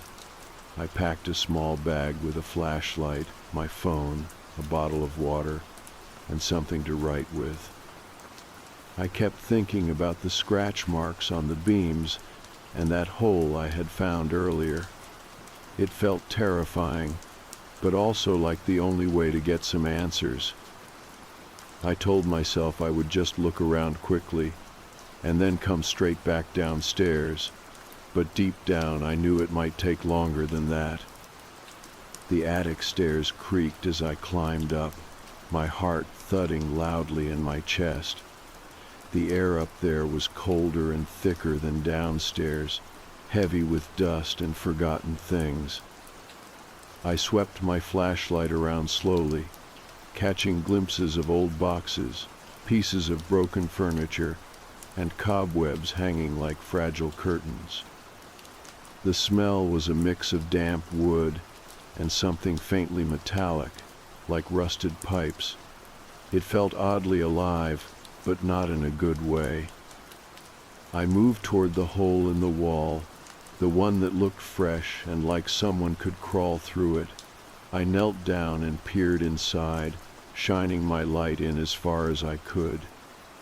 It was just darkness beyond, but it looked like it led into a narrow space between the walls. My hands trembled, but I felt a strange pull, like I had to know what was there. Just then, I heard a soft shuffling behind me. I whipped around, the flashlight beam darting across the room. For a moment, there was nothing, just the dust motes floating in the beam. Then I caught movement near the far corner, a pale figure, thin and hunched, watching me. It was the man. He did not speak. He just looked at me with eyes that seemed tired and hollow. I could see the ribs beneath his skin and the faint marks on his arms. He moved slowly toward the hole in the wall and disappeared inside without another word. I wanted to call out, to ask him who he was or why he was here, but my throat felt dry and my voice caught in my chest. I sat back on my heels, staring at the spot where he had gone. The silence was heavy and full of questions I could not answer. Then, with a deep breath, I crawled toward the hole and slipped inside. It was tight and cold, the walls rough against my skin, but I kept moving forward. I had no idea how far this passage went or what I would find at the end, but I needed to see. After what felt like minutes, I came into a small space behind the wall. It was barely big enough for me to sit in, but there were signs someone had been here for a while. A few scraps of fabric, a worn blanket, and some empty food containers. It was the man's hiding place, a secret home inside my own house. The thought sent a shiver down my spine. Suddenly, I heard a voice, quiet and broken. I did not want to scare you. It was him, sitting in the shadows, the faint light of my phone shining on his gaunt face. He told me his story in whispers, how he had been homeless and hiding from people who wanted to hurt him. He had found a way into the house long ago and had been living in the walls and attic ever since. He never meant to cause fear, only to survive. We talked for a while longer, and I saw that beneath the eerie exterior was someone fragile and lost. I promised him I would not tell anyone if he agreed to leave the house and find help. It was not safe for either of us to stay like this. Slowly, he nodded, and with my help, we made a plan. The next day, I called a local shelter and arranged for him to get support. It felt strange to be doing this after all the fear, but I knew it was the right thing. When my parents came home, I told them the truth. They were shocked but understanding. The house had always been old and creaky, but this was something else entirely. After everything, the noises stopped. The house felt lighter, almost like a weight had been lifted. I still sometimes hear the faint hum of the fridge or the creak of the floorboards, but now those sounds are just part of the house, not signs of something hiding in the walls. Looking back, I realize that fear can twist reality, but sometimes it also reveals things we would rather ignore. That pale man was real, but he was not a ghost or monster, just someone trying to survive in a place where no one was looking.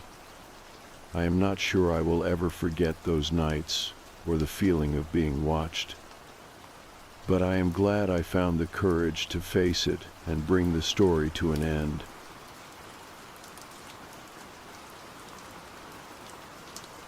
When I first started noticing things were off in my apartment, I told myself it was stress.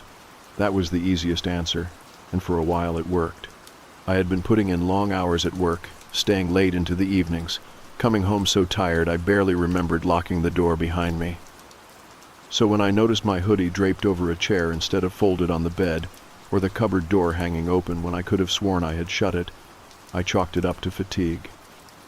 I even joked to myself that I was living with a ghost, though the truth is that was just my way of avoiding how uneasy it made me feel. There was one night I came home and my sneakers were lined up by the door, not thrown there like I usually left them, but neatly placed side by side like someone had taken care. I stood staring at them for a long time, trying to remember if maybe I had done it myself without thinking. My stomach felt hollow as I tried to convince myself it was nothing. I even nudged them out of line with my foot, like I was daring myself to stop being dramatic. But in the back of my head, the thought gnawed. What if someone else had been in here? It was not like I lived in a high-rise with multiple security doors. My building was old, the kind of place where the locks felt flimsy if you twisted them too hard. I checked every window, every latch, tested the deadbolt 3 times before I went to bed that night. I told myself, if anything was off in the morning, I would call the landlord. That night I woke up around 3 with the worst feeling. You know that moment when you are not sure if you heard something or if your brain just invented a noise as you drifted between dreams. That was how it started. A faint sound, low and steady. I lay frozen in bed, holding my breath, straining to hear. It was breathing. Not mine. Not the dog upstairs that I sometimes heard thumping around. It was too close, too real. A slow inhale, then an exhale, with a faint rasp like someone with a chest cold. My skin prickled as I tried to place it. The sound was not coming from outside, not from the hallway. It was inside my room. I rolled as slowly as I could, my eyes scanning the dark. The closet door was closed, but the sound was coming from there. I felt the air stick in my throat as the reality settled in. Someone was breathing inside my closet. I did not move for what felt like hours. My body screamed at me to run, but my legs were heavy, my chest tight with fear. Finally, I reached for my phone on the nightstand and dialed with shaking hands. Whispering into the receiver, I told the dispatcher that someone was in my apartment, that I could hear them breathing in my closet. When the police arrived, I almost collapsed with relief. They tore through the place, yanked open the closet door, pushed aside the hanging clothes. Nothing. The officer clicked his flashlight up into the corners, tapped on the walls, even crouched to peer at the floorboards. Nothing but dust and a few stray hangers. He gave me a look I could not read, part pity, part annoyance, and told me to call again if I saw anything concrete. After they left, I sat on the edge of the bed with my head in my hands, ashamed of myself. Maybe it really was stress. Maybe I was unraveling. But as the silence settled back into the room, I could not shake the memory of that sound, too steady and deliberate to be my imagination. The next morning only deepened my unease. When I went into the bathroom, my toothbrush was wet, not damp from rinsing, but wet like it had just been used. I stared at it in the holder, bile rising in my throat, because I knew for certain I had not brushed my teeth yet. My hands shook as I threw it in the trash and grabbed a new one from the pack. The kitchen was no better. I opened the fridge to find that half a carton of eggs was missing, though I had not cooked in days. My leftovers from 2 nights earlier were gone, the container washed and sitting neatly on the drying rack. My chest tightened as I realized what it meant. Someone was not just getting inside my apartment. They were living here. I tore the place apart that day, checking every closet, every cupboard, even the crawl space panel in the hallway that I had never touched before. Nothing. Dust, cobwebs, stale air. I wanted to believe I was safe again, but the dread never really left. That night I slept with the lights on, clutching the dog's old baseball bat I had found in the storage box by the door. For the next few days, I tried to keep myself sane by documenting everything. I snapped photos of where I left things, lined up shoes deliberately, even taped a piece of paper over the closet door so I would know if it was opened. Each morning I checked. At first, everything stayed as I had left it. My shoulders started to loosen, my heart slowed. Maybe the police had scared whoever it was away. Maybe it was over. But then the paper on the closet door was gone. Not torn, not hanging by a piece of tape. Gone. And the closet was closed exactly how I had left it. I stood staring at the door for what felt like forever. The baseball bat slick in my hand. The silence in the room was suffocating. I forced myself to step closer, every nerve in my body screaming at me to stop. I pressed my ear to the wood. That was when I heard it again. The slow, steady sound of someone else breathing, just inches away on the other side. The night after I heard the breathing again, I did not sleep at all. I sat upright in bed with every light on, the baseball bat across my lap, my phone clutched in my hand with the emergency number ready. I thought about calling again right then, telling them the paper was gone, telling them the breathing was back, but I knew how it would go. They would send someone, the closet would look empty again, and I would be left staring at the same closed door with no answers. The weight of being dismissed the first time had already worn me down. I did not think I could stand another look that suggested I was just imagining it. By morning my body felt heavy, my eyes burning from staying open all night. The apartment smelled faintly of something I could not place, like sweat and cheap cologne. When I shuffled into the kitchen, there was a dirty plate in the sink. I had not used one in days. The fork balanced on the edge was still damp, as though it had just been rinsed. My chest tightened as I gripped the counter. I was not crazy. Someone was in my apartment. I called in sick to work, unable to face the idea of leaving the place empty. I sat at the kitchen table with a notebook, scribbling down every small thing that felt wrong. My toothbrush, the food, the sneakers by the door, the missing paper on the closet, the breathing. Seeing it all written down made the dread worse. It was not random anymore. It was a pattern. At one point in the afternoon, I caught a faint sound from the bathroom, a creak, soft, like the weight of a foot on tile. I froze in the kitchen chair, every nerve sparking. My dog barked once, sharp and high-pitched, then bolted behind me, his body pressed to my legs. I sat listening, but the sound never came again. That evening I finally gave in and called a locksmith. I told him I needed every lock in the apartment reinforced. He looked at me strangely when I explained that someone might be getting in at night. I could see the doubt in his eyes, but he went about his work quietly, replacing the deadbolt, securing the chain. When he left, I stood there staring at the new lock, trying to breathe easier. It did not help. That night, even with the new locks, I still heard it. The slow, steady breathing from inside the closet. I pressed my ear to the door again, my whole body trembling, and felt the faintest vibration run through the wood, like someone shifting against it. I jumped back, gripping the bat, but I could not bring myself to open it. Not then, not alone. In the morning, I called the police again. I told them everything, my voice cracking as I begged them to take me seriously. To their credit, they sent 2 officers this time. They searched every inch of the apartment. One even crouched into the crawlspace access in the hallway, shining his light around for a long time. He came back out covered in dust, shaking his head. "Nobody up there," he said. The other officer gave me a softer look, but it was the same conclusion. Nothing. They left me standing in the doorway, humiliated and more terrified than before. That day I noticed something I had missed. In the corner of the living room, near the wall vent, a small pile of crumbs sat neatly on the floor, not spilled, not scattered, placed. Like someone had been eating quietly and brushed the remains into one spot. I crouched there, staring at it, my heart pounding. My dog sniffed the pile, whimpered, and backed away. I started moving through the apartment differently after that. Every room I entered, I checked the corners first. Every closet door, I touched the knob before I let myself relax.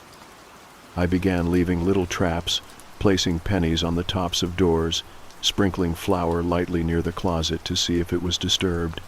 By nightfall, I was exhausted, too strung out to think clearly. That night I slept on the couch, telling myself it was safer than my bed. I set the baseball bat beside me, the flashlight in my hand. The dog curled against me, trembling. At some point I must have drifted off, because I woke to the sound of faint clattering in the kitchen. My heart lurched. I sat up, gripping the flashlight, straining to hear. The sound came again, a drawer sliding closed, soft footsteps on tile. My throat closed as I listened. Someone was in my kitchen. I wanted to call the police, but I was too afraid to move. I lay frozen, my body stiff, ears straining. After a long silence, I heard it, the sound of the refrigerator opening.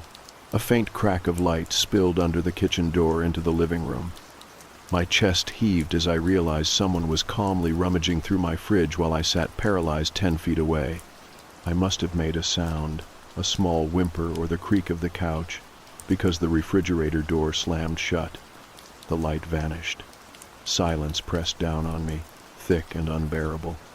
I did not move until the first pale glow of dawn slid through the blinds. When I finally forced myself to check the kitchen, the floor was covered in wet footprints, small, bare, and leading straight back toward the closet. I stood staring at the trail, my whole body shaking. My dog barked once, then bolted into the bedroom, refusing to come back out. I followed the prints with my eyes, my stomach churning, until I saw where they ended. Right at the closet door. I pressed my hand to the knob. It was warm. I did not open the closet that morning. My hand lingered on the knob until it slicked with sweat, but I could not force myself to turn it. I felt that if I pulled it open, the last layer of denial I had been clinging to would crumble, and then there would be no going back. I left the door closed, walked backward until I hit the wall, and slid down it, shaking. My dog stayed hidden in the bedroom, too frightened to come back into the kitchen. The apartment felt full, like the air was too heavy, as if something unseen pressed against my skin with every breath. I spent that entire day in a fog. Every noise was amplified. The hum of the fridge, the tick of the clock, even the faint scratching of tree branches outside felt sharper, closer. I could not concentrate on anything. My notebook lay open on the table with half-finished lists and scribbles, but I could not bring myself to write. My body was too keyed up, waiting for another sound, another breath. By afternoon, I knew I could not stay there another night without answers. The police would not help me. The landlord brushed me off, and I could not keep waking up to evidence that someone had been inches away from me as I slept. I told myself I would open the closet before the day was done, no matter what I found inside. To steady my nerves, I ran errands. I bought a new lock for the bedroom door, more duct tape, and a long kitchen knife I convinced myself was just for cooking. I wandered the aisles in a daze, people brushing past me while I rehearsed what I would do. Open the closet fast, shine the flashlight, be ready to swing if anything moved. It felt absurd, like I was preparing for some kind of battle, but the fear buzzing in my veins made it feel deadly serious. When I got back, the apartment was still, too still. My dog barked once from the bedroom, a thin, nervous sound. I dropped the bags on the counter, gripped the baseball bat in one hand, and stood in front of the closet door. I peeled a strip of duct tape from the roll and smoothed it across the crack, just like I had done before. This time, I wanted to know if it would be disturbed while I was watching. I sat cross-legged on the floor a few feet away, bat across my lap, flashlight ready. The afternoon light filtered through the blinds, streaking the room in thin lines of gold, but the closet stayed a flat, dark shape in front of me. An hour passed, then another. My legs ached, my back stiffened, but I did not move. My dog eventually crept out of the bedroom and curled beside me, his eyes locked on the closet door. Just after dusk, it happened. The tape shivered. A faint bulge pressed outward, then released. My chest seized as I gripped the bat tighter, every nerve screaming. Another bulge followed, slow and deliberate, like fingers testing the barrier. The tape peeled away with a faint ripping sound, curling toward the floor. I surged forward before I could lose my nerve. I yanked the door open and flicked on the flashlight, the beam shaking so wildly that it lit up only pieces of what was inside. Hangers, shoes, a stack of boxes. Nothing moved. I dropped to my knees and angled the light down. That was when I saw it. An opening at the back wall, no bigger than a small hatch, the panel slightly ajar. The air that leaked from the gap smelled foul, a mix of sweat, mildew, and something sour I could not name. My stomach lurched as I pulled the panel wide. A crawl space stretched back into the shadows, low and narrow, the floor covered in dust and crumpled food wrappers. My flashlight beam caught the glint of something metallic, an old tin can with a spoon sticking out, a half-empty water bottle, scraps of bread hardened to stone. My throat closed as I crawled closer, the bat dragging beside me. Then I saw them, photographs, dozens of them, pinned haphazardly against the wood beams. Every single one was of me, sleeping on the couch, cooking in the kitchen, sitting at the table with my head in my hands. Some were grainy, some clearer, but all of them captured me in private moments I had never known were being watched. I staggered back, bile rising in my throat. My hands shook so violently that the flashlight beam wobbled over the walls, revealing more, spirals of handwriting scrawled in black marker. Notes about when I left for work, what time I came home, when I showered, what I ate. Whole pages dedicated to my schedule, my habits, my movements, all written with unsettling precision. The sound of shuffling came from deeper in the crawl space, just beyond the edge of the light. I froze, my heart hammering so hard it hurt. The shuffling grew louder, closer. My body screamed at me to run, but my legs felt rooted to the spot. My dog barked frantically, the sound echoing in the small space. A figure emerged slowly from the shadows. A man, filthy, his hair matted, his eyes sunken and wide. He was thin to the point of sickness, his clothes ragged, his hands clutching the beams to drag himself forward. His lips curled into a smile that sent ice through my veins. "You should not have found me," he rasped. His voice was low, hoarse, like he had not spoken in years. I scrambled backward, the bat slipping from my grip as my dog lunged, teeth snapping. The man hissed, recoiling into the shadows, his eyes gleaming in the flashlight beam. I kicked the panel shut, slammed the closet door, and pressed my whole weight against it, sobbing as my dog barked beside me. For hours I stayed there, my body trembling, the bat clutched so tightly in my hands that my knuckles ached. I could hear him inside, moving, shifting, scratching at the walls. Every sound made me flinch. Every creak sent my heart racing. When the first light of morning crept through the blinds, the apartment fell silent. I did not open the door. I did not dare. I just sat slumped against it, my body numb, my mind blank. At some point, exhaustion dragged me into a shallow, restless sleep. I dreamed of eyes watching me from every shadow, of hands reaching from the darkness to grab my throat. When I woke, the sun was high, and the apartment was deathly quiet. But the smell lingered, foul and heavy, seeping from the crack under the closet door. I knew then that this was not over. By the time the sun was high enough to wash the walls in pale light, I had already dialed the police. My voice cracked when I tried to explain. I said there was a man in my crawl space, that I had seen him with my own eyes, that I had photographs to prove it. The dispatcher told me to stay on the line, to lock myself in another room if I could. I sat pressed against the closet door until I heard the pounding of boots in the hallway. When the officers arrived, I nearly broke down. I shoved the door open for them, babbling about the crawl space, the photos, the smell. They moved quickly, weapons drawn, their faces grim. One of them yanked the closet door wide while the other trained his flashlight on the open hatch.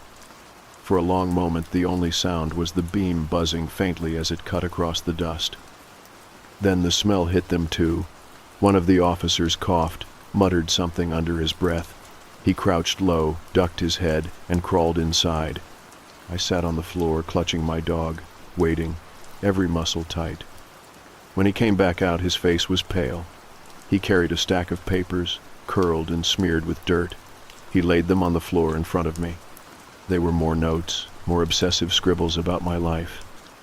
Whole pages covered in shaky handwriting describing when I turned out the lights, how often I coughed in my sleep, the way I sometimes talked to myself when I cooked. "There's a nest back there," he said quietly. "Blankets, food containers. He's been living up there a while." The other officer stood with his hand pressed to the closet frame, his jaw tight. "He's not there now," he added. The words rattled in my head, "not there now," which meant he had slipped away while I was sitting terrified on the other side of the door. My stomach churned. They searched the entire building. Neighbors opened their doors, sleepy and confused, but no one had seen anyone leave. They swept the basement, the stairwell, even the roof. Nothing. It was as though he had dissolved into the walls. One officer stayed behind to take my statement. His notepad filled quickly as I stumbled through the details. The toothbrush, the food, the paper missing from the closet, the footprints leading back inside. I showed him the photographs pinned inside the crawl space. He nodded slowly, his face unreadable, then told me something I will never forget. "We've seen this before," he said quietly. "Not common, but it happens. People slipping into empty spaces, crawl spaces, attics, living off scraps, sometimes for weeks, even months. You're lucky you found him when you did." Lucky. The word felt like a joke. I did not feel lucky. I felt violated in a way I did not have words for. I had been watched in my most private moments, my life catalogued in detail by someone hiding feet above my head. I shivered as the officer handed me back the notes. "Keep these for the report," he said. They left soon after, promising to increase patrols in the area, telling me to call if I noticed anything else. I stood in the middle of the living room as the silence crept back, heavier than before. My dog whimpered at my feet, his body trembling. For the rest of that day, I could not stop pacing. Every creak of the floorboards made me jump. I kept glancing at the closet, half expecting the panel to burst open. My chest tightened whenever the apartment went too quiet. I tried turning on the television, the radio, anything to drown out the silence, but it did not help. That night, I dragged the couch across the room and wedged it against the closet door. I stacked chairs on top, balanced pots and pans that would crash if the door moved. I lay on the floor beside the barricade, baseball bat across my chest, the knife under my pillow. My dog curled against me, his ears pricked. Sleep never came. Around 2 in the morning, I heard a faint scratching above my head, not inside the closet, not in the crawl space, in the ceiling, near the light fixture. My heart slammed in my chest as I stared up, waiting for the plaster to crack. The scratching went on for minutes, then stopped. By dawn, my eyes were bloodshot, my throat dry from holding back cries. I made coffee I did not drink, my hands trembling too badly to hold the mug. I told myself I needed to leave. I could not stay in that apartment another day. I packed a bag with clothes, my wallet, and the dog's leash. But when I opened the door to leave, something stopped me cold. There was an envelope on the floor, pushed just inside. My name was scrawled across it in uneven letters. I bent down, my knees weak, and slid it open. Inside was a single photograph. It was me, curled on the floor with the bat across my chest, sleeping fitfully in the dim light. The angle was from above, from the ceiling. I dropped it, my body shaking violently, bile burning in my throat. The barricade was still in place, the closet door untouched, but somehow he had taken the photo. I slammed the apartment door shut, locked it twice, and sat shaking against it with tears burning in my eyes. I do not remember the rest of that day clearly. The hours blur together into a haze of fear and exhaustion. I know I walked from room to room, checking locks, closing curtains, searching the corners like I expected him to leap out. I know I clutched my phone so hard that my fingers cramped. I know my dog barked at the ceiling until his voice gave out. By the time night fell again, I was a wreck. I sat in the living room with the lights blazing, the bat across my lap, my phone on the table. Every sound made me flinch. The building groaned, pipes rattled, wind pressed against the windows, and each noise felt like a warning. I kept telling myself I should leave, should run, should find a hotel or sleep in my car. But the idea of walking down the hallway, of turning my back to the crawl space, was unbearable. What if he slipped out as I left? What if he followed me? So I stayed, trembling in the chair, waiting for the sun to rise again. My dog pressed against my leg, his body quivering, his eyes locked on the ceiling. That was the longest night of my life. By the time the sun came up after that endless night, I felt like a shell of myself. My body was there, but my mind kept slipping in and out, drifting between panic and exhaustion. I had not slept in 2 days, maybe more if you counted the scraps of shallow dozing that barely qualified as rest. My dog stayed close, his ears twitching at every sound, his eyes darting up toward the ceiling. I knew I could not keep living like this, but I also knew I could not just walk away without understanding what I was dealing with. The police had done their sweep, and they had not found him. If he was still in the building, then it was up to me to prove it. That thought alone made my stomach twist, but the photograph shoved under my door had burned through whatever scraps of denial I had left. Someone had been in my ceiling. Someone had leaned over me while I slept. And the police had missed him. I waited until afternoon, when the light through the blinds was strongest and my courage had climbed enough to get me off the couch. I grabbed the bat and a flashlight, then forced myself back to the closet. The barricade was still in place, the chairs stacked precariously, the pots ready to clatter if anyone tried to force the door. I moved it all aside slowly, the scrape of wood against wood, making my chest seize with dread. When I opened the closet and pulled back the hatch to the crawl space, the smell hit me again. That mix of sweat and rot and stale food that clung to the air like it was baked into the wood. I gagged, covered my mouth with my sleeve, and aimed the flashlight inside. The beam lit the same piles of wrappers and cans, the same rough nest of blankets shoved into the corner. But I noticed something I had not seen before. Another panel, smaller and more crude, tucked against the far wall. I crawled forward on my elbows, the bat dragging behind me. Dust coated my hands and knees, choking me with every movement. My dog barked sharply from the closet, his voice echoing through the narrow space, but I kept going until I reached the panel. It was loose, just resting against the frame. I nudged it aside with the flashlight, and the beam spilled into another section of the crawl space. That was when I found them. Stacks of journals, bound with string, the covers grimy and curling at the edges. A pile of photographs, more than I had seen before, spilling across the floor. They were all of me, sitting on the toilet, brushing my teeth, changing clothes, sleeping with my mouth open, head tilted back. Some of them were so close that I could see the pores on my skin, the lines of my lips. I dropped the bat as my hands shook, picking up one photo after another, my stomach dropping further each time. Some of them were from weeks ago, maybe longer, which meant he had been here the entire time I had lived in the apartment, maybe even before. I had no idea how many nights I had been watched, how many moments of privacy had been stolen.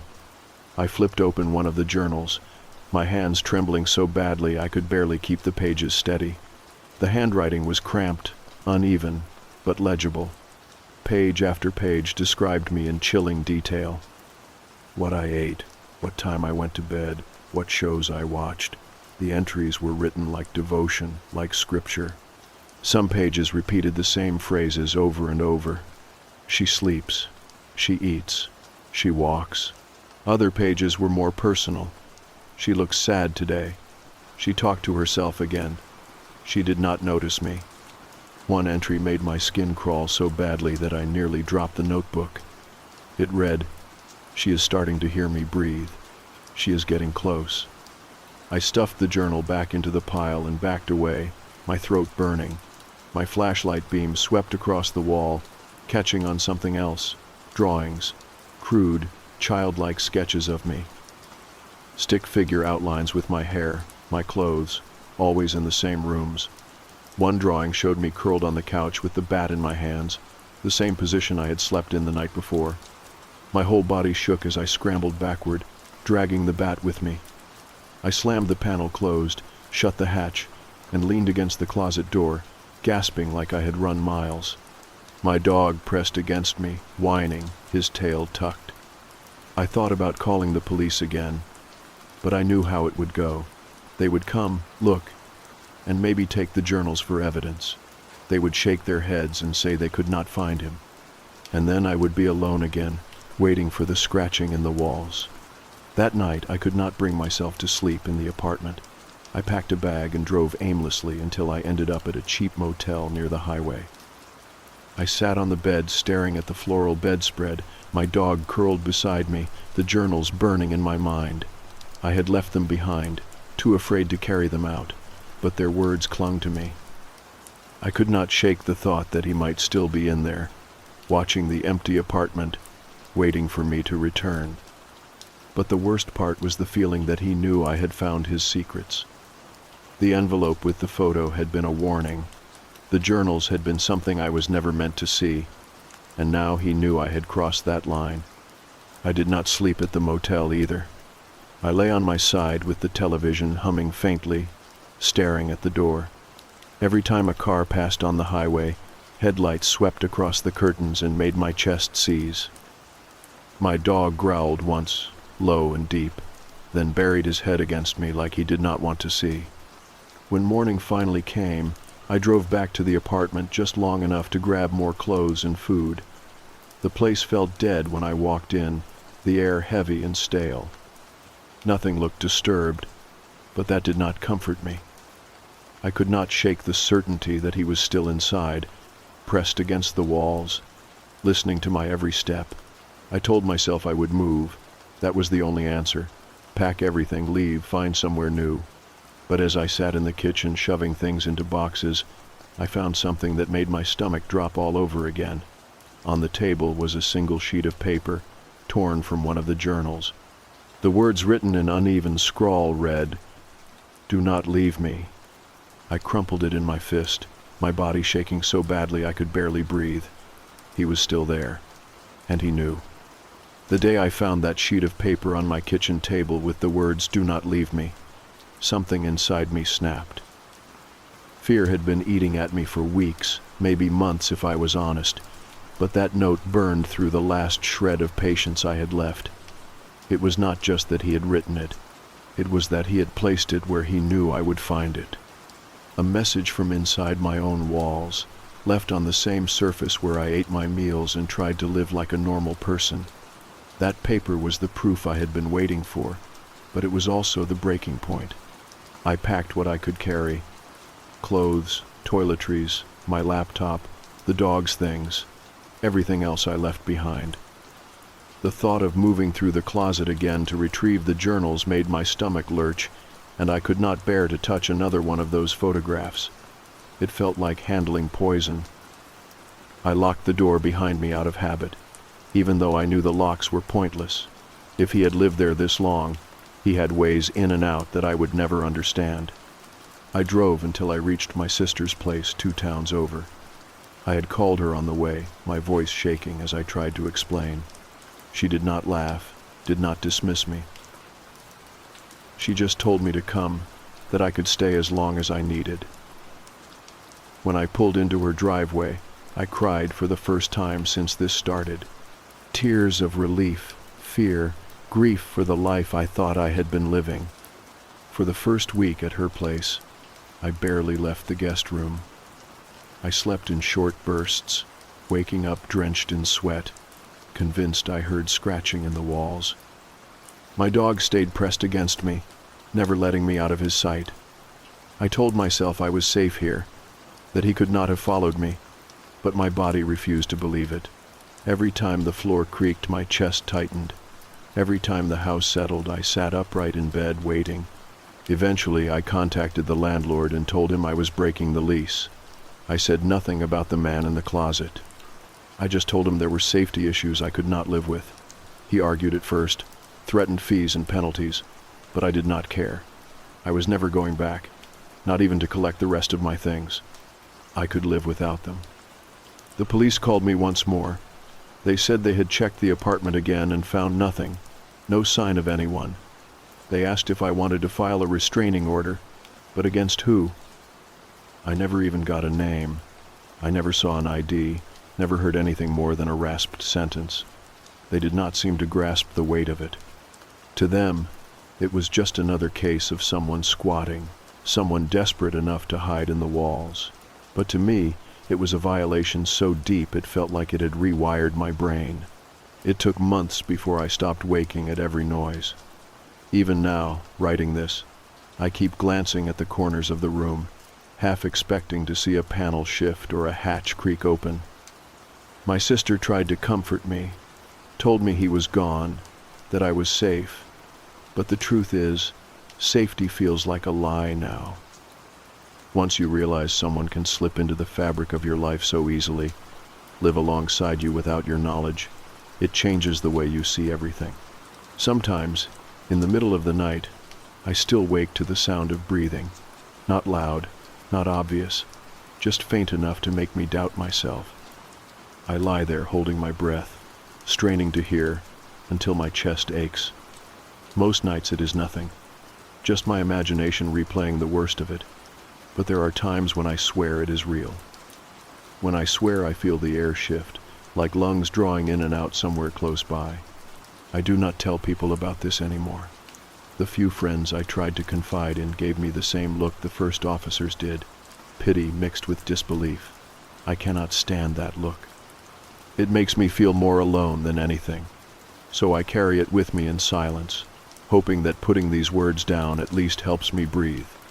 I keep the bat by my bed still. I know it would not do much against someone willing to crawl through walls and ceilings, but the weight of it comforts me. My dog still growls at corners sometimes, sudden and sharp, then goes back to sleep like nothing happened. I wonder if he remembers more than I do, if he still senses things I cannot.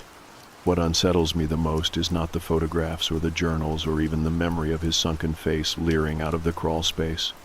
What unsettles me is the thought that I never caught him.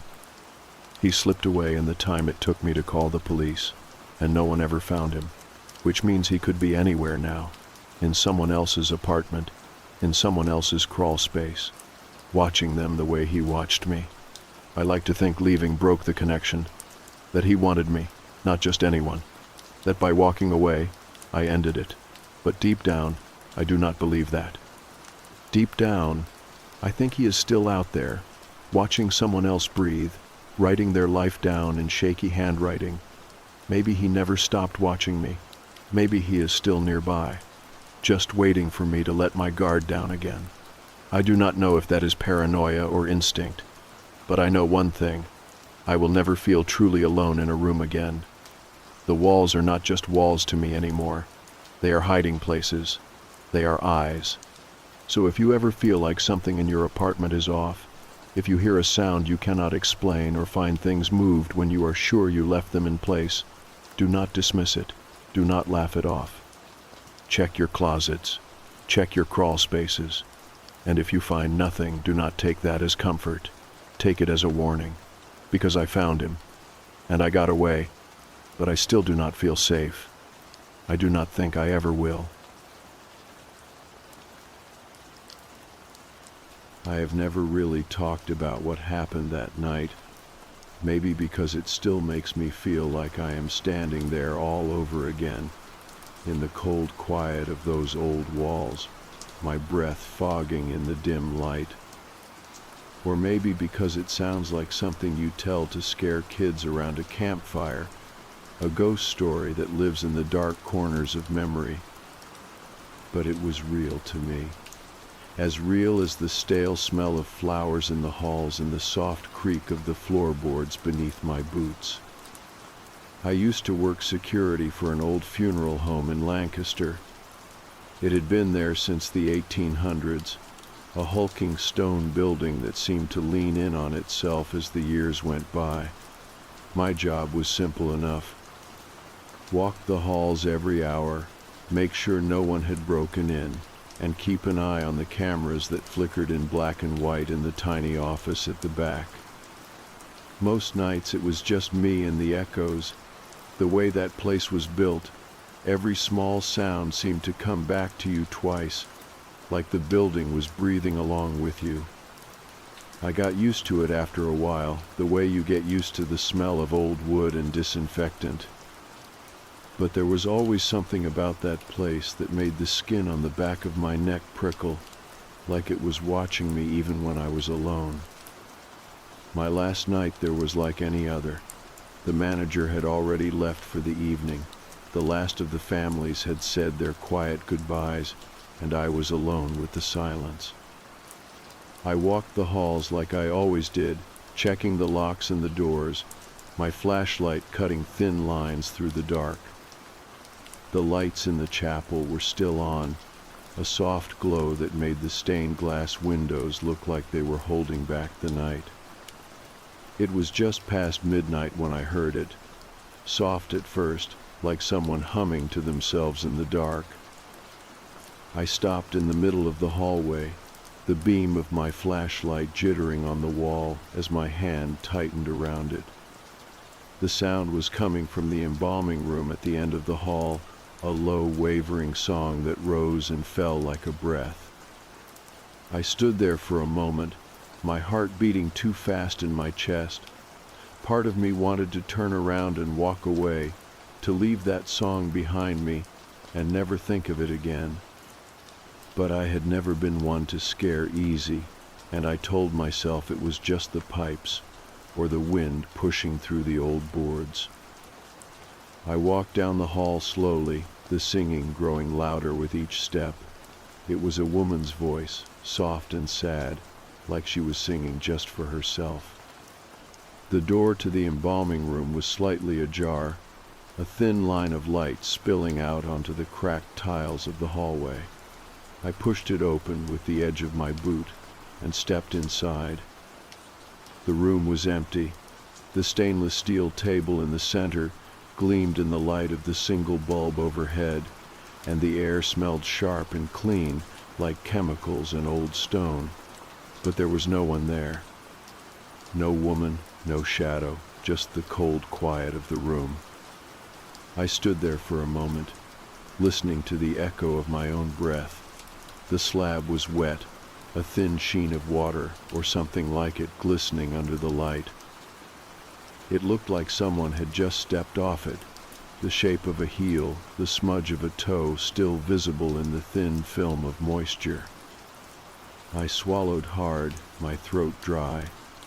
My flashlight felt heavy in my hand, the weight of it somehow not as comforting as it should have been. I backed away slowly, my boots slipping a little on the wet floor. I could still hear that singing, though I knew it was only in my head now, a ghost of a voice that seemed to cling to the air. I turned and walked out of the room, pulling the door shut behind me with a soft click that sounded much too loud in the empty hall. My reflection in the small window of the door looked pale and tired, my eyes wide and staring back at me like a stranger. I did not go back to the office right away. I walked the halls again, slower this time, my ears straining for any other sound. The whole building felt different now, like it was holding its breath. Every step echoed too loud. Every shadow seemed to watch me as I passed. When I finally sat down in the chair in front of the monitors, I could still feel the cold of that room in my bones. I stared at the black and white screens, the grainy images of empty hallways and still rooms. Nothing moved, nothing changed, but I could not shake the feeling that if I turned around I would see her there, standing in the doorway with that song still on her lips. I made it until dawn. I sat there in that small office, the flicker of the monitors the only light, and waited for the morning to come. I kept expecting to hear her voice again, but the building was silent. When the sun finally rose and the first light of day crept in through the high windows, I took off my badge and left it on the desk. I did not say goodbye. I did not lock the door behind me. I just walked out into the early morning air, the sky pale and bright, and did not look back. I never went back to that funeral home. I told myself it was just a job, just another place to leave behind. But some nights, when the world is quiet and the shadows stretch long and thin across the walls, I still hear that singing, soft and sad, like it is following me even now. And I wonder if some places keep a part of you, even after you are gone, if some voices never really stop singing, no matter how long you try to forget. After I left that morning, I tried to put it all behind me. I told myself it had been the stress of working nights, the long hours spent alone with nothing but my own thoughts and the echoes of an old building. I told myself it was just a trick of the mind, a memory of music that had clung to the air long after the last note had faded. But no matter how many times I repeated those things, I could not make myself believe them. I kept thinking about the wet slab, the way it had glistened in the dim light like someone had just been there, the way the singing had stopped the moment I stepped inside, leaving only the cold quiet of that room. It was not the kind of thing you could explain away with tiredness or shadows.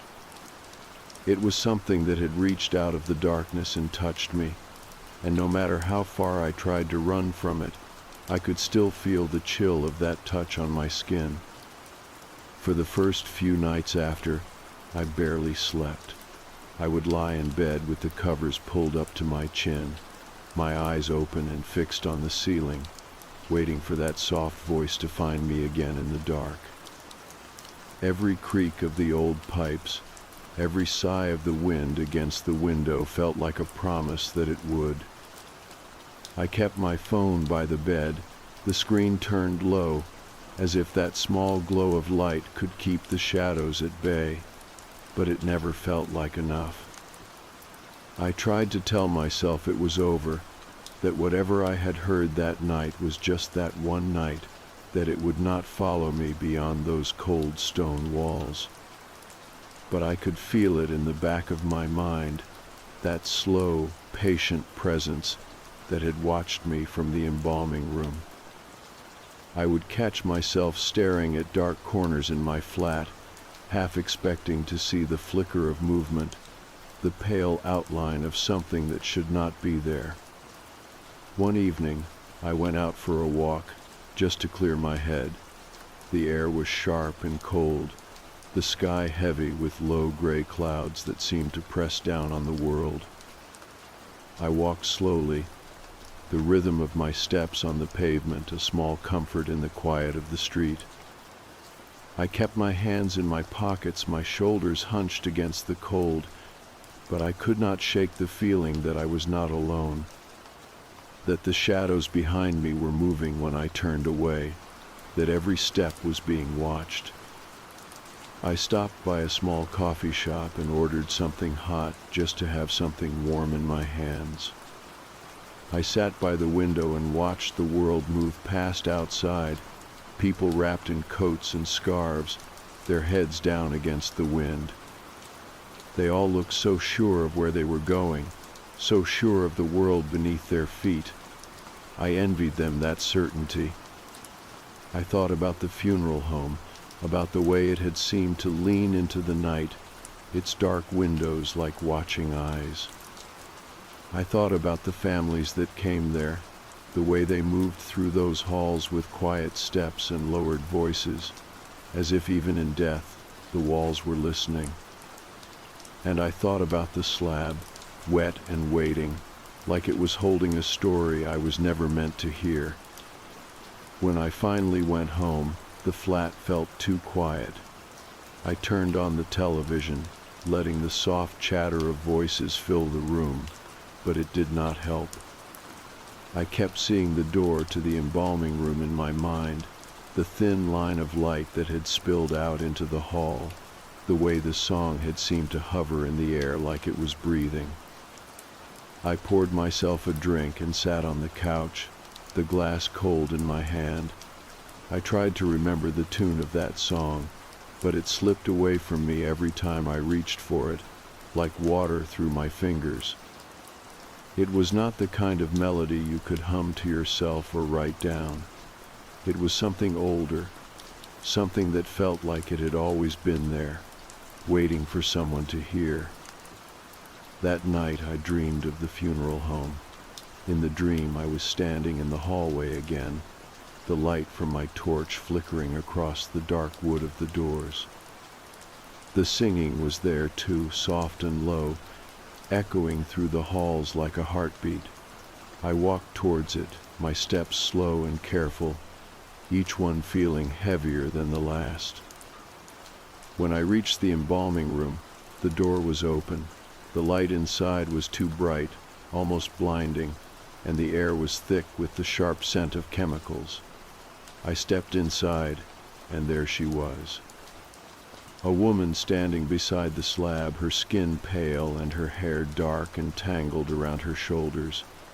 She was singing, her lips moving slowly, her voice a soft hum that seemed to pull the air out of the room. She looked at me and smiled, and in that smile, I saw something that made my stomach twist. It was not kindness, not sadness. It was something else. Something that said she had been waiting for me. I woke up with a start, my heart racing, the taste of the air in that room still in my mouth. My flat was quiet, the only sound the low murmur of the radiator. But I could still hear her voice, soft and distant, like it was coming from somewhere just beyond the walls. I sat there for a long time, listening to the quiet, my hands shaking in the dark. I thought about going back to the funeral home, about standing in that hallway one more time just to prove to myself that it had been real, but I knew I would never step inside that building again. Some doors, once opened, can never be closed again. Instead, I got up and walked to the window, looking out at the empty street below. The world looked so normal in the early morning light, the sky slowly turning from gray to pale blue, but I knew better. I knew that there are places where the dead do not sleep, where the echoes of their voices can still find you long after you have left them behind. And in the quiet of that moment, I knew that whatever had been waiting in that room, it was not done with me yet. The days that followed were a blur of restless sleep and uneasy silence. I tried to go about my routine, but everything felt off. The world outside my flat seemed distant, like I was watching it through a fogged window. I kept the curtains drawn, the lights low, and the television on, hoping the noise would drown out the thoughts that kept circling in my mind. I couldn't shake the memory of that song, the way it had echoed through the embalming room, soft and mournful. It haunted me, slipping into my dreams and waking moments alike. I would catch myself humming it under my breath, the melody etched into my memory like a scar. One evening, I decided to take a walk, hoping the fresh air would clear my head. The streets of Lancaster were quiet, the usual bustle subdued. I wandered aimlessly, my feet leading me without direction. As I passed by the old funeral home, I felt a chill run down my spine. The building loomed in the fading light, its stone facade casting long shadows across the pavement. I paused, staring up at the dark windows. The place looked the same as it always had, but there was something different about it now. It felt heavier, like it was holding its breath, waiting. I shook my head and turned away, quickening my pace as I headed back home. That night I couldn't sleep. I lay in bed, staring at the ceiling, the melody of the song playing over and over in my mind. I tried to distract myself, reading, watching television, anything to keep my thoughts occupied. But nothing worked. The song was relentless, a constant presence in the back of my mind. Around 3 a.m, I heard a noise. It was faint, barely audible, but it made my blood run cold. It sounded like footsteps, slow and deliberate, moving across the floor above me. I lived on the top floor of the building. There was no one above me. I sat up, heart pounding, straining to hear. The footsteps continued, growing louder, closer. I grabbed my phone and turned on the flashlight, the beam cutting through the darkness. I crept out of bed and moved towards the door, every nerve in my body on edge. As I reached the hallway, the footsteps stopped. The silence was deafening. I stood there, holding my breath, waiting. Then, from the corner of my eye, I saw movement. A shadow, fleeting and insubstantial, darted across the wall. I spun around, the flashlight beam dancing wildly, but there was nothing there. I backed into my bedroom, locking the door behind me. I sat on the edge of the bed, the flashlight still in my hand, the beam trembling as I tried to steady my breathing. I didn't sleep the rest of the night. The next morning, I called a friend, someone I hadn't spoken to in a while. I needed to talk to someone, to hear a familiar voice. We chatted about mundane things, catching up on life, but I couldn't bring myself to mention what had been happening. It sounded too crazy, too unreal. After the call, I sat in silence, the weight of the past few days pressing down on me. I knew I couldn't keep going like this. I needed answers, closure.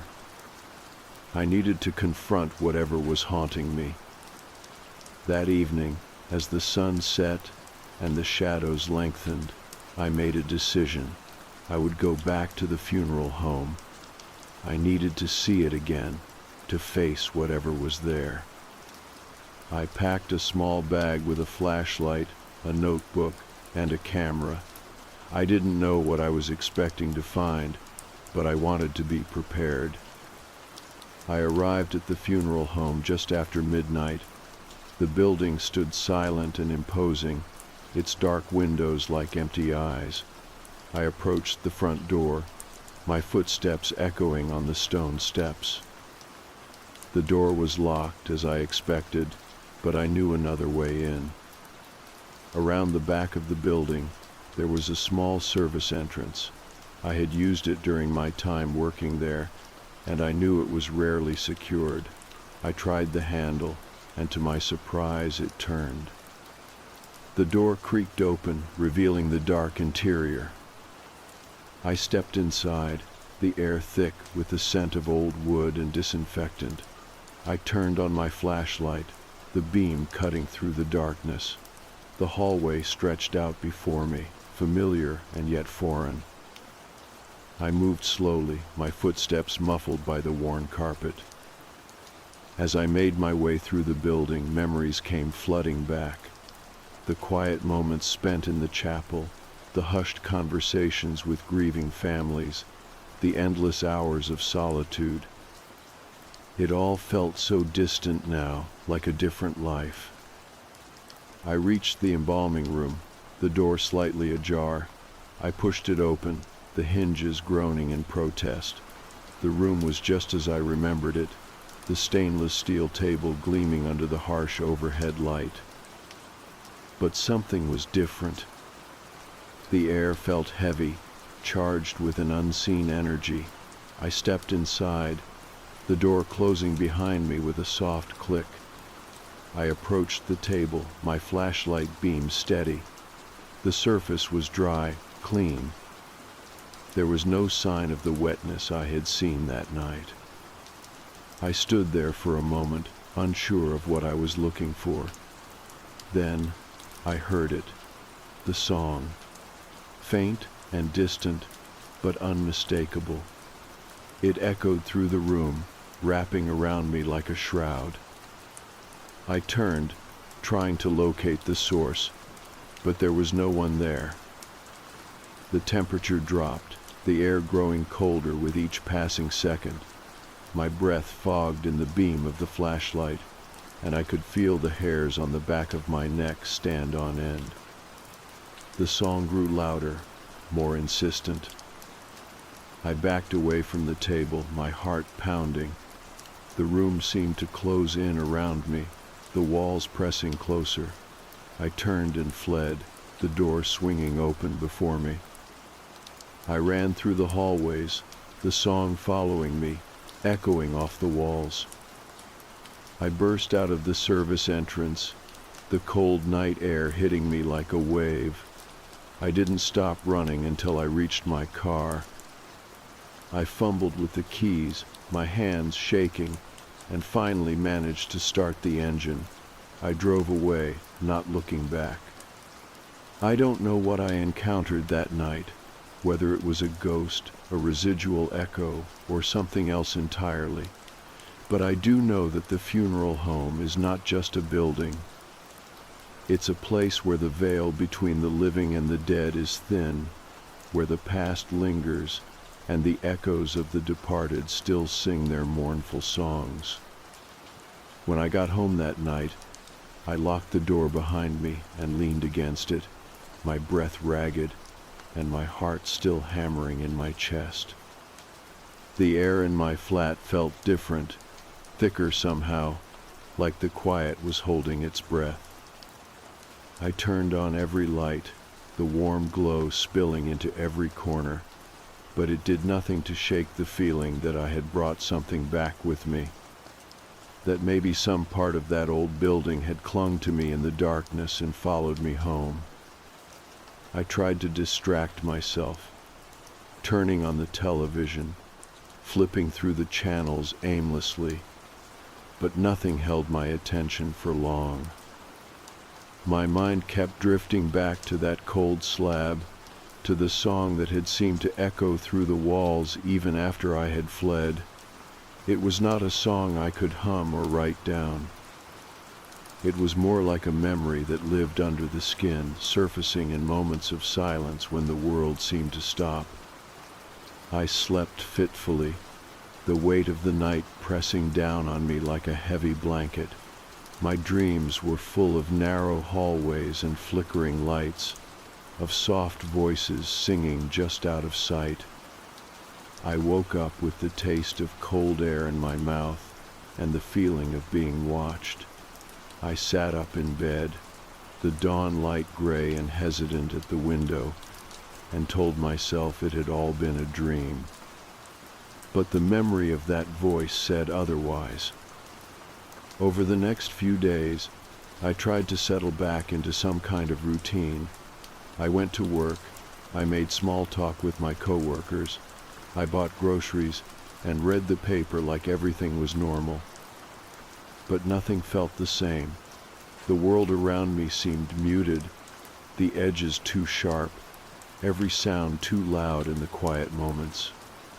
One afternoon I found myself back at the edge of the woods that bordered the funeral home. I told myself I was just taking a walk, that I needed the fresh air, but I knew why I was there. I stood at the tree line, the old stone building just visible through the branches, and felt that same cold prickle run up my spine. The place looked so still, so solid and unmoving, but I knew it was not empty. I knew the walls were full of voices I would never hear in the light of day. I turned away and walked back home, the sound of the leaves crunching under my feet a small comfort in the quiet. That night I sat in my living room with the lights on, the soft hum of the refrigerator the only sound in the room. I thought about calling the manager of the funeral home, about asking if anyone else had heard that singing, but I did not. Some questions felt too dangerous to ask, like saying them out loud would make them real in a way I was not ready to face.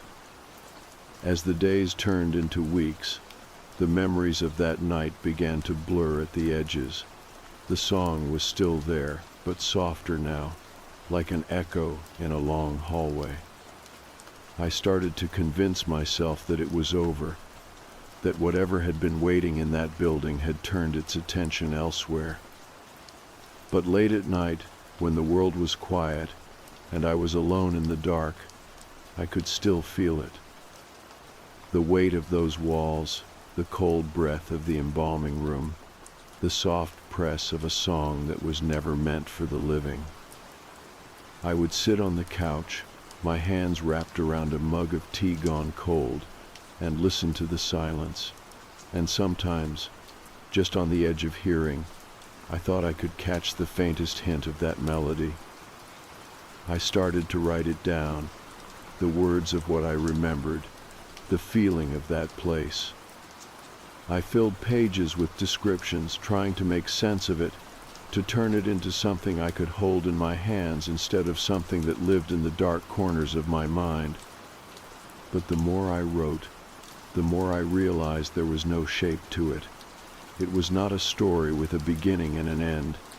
It was a moment, a breath, a voice that lived just outside the reach of light.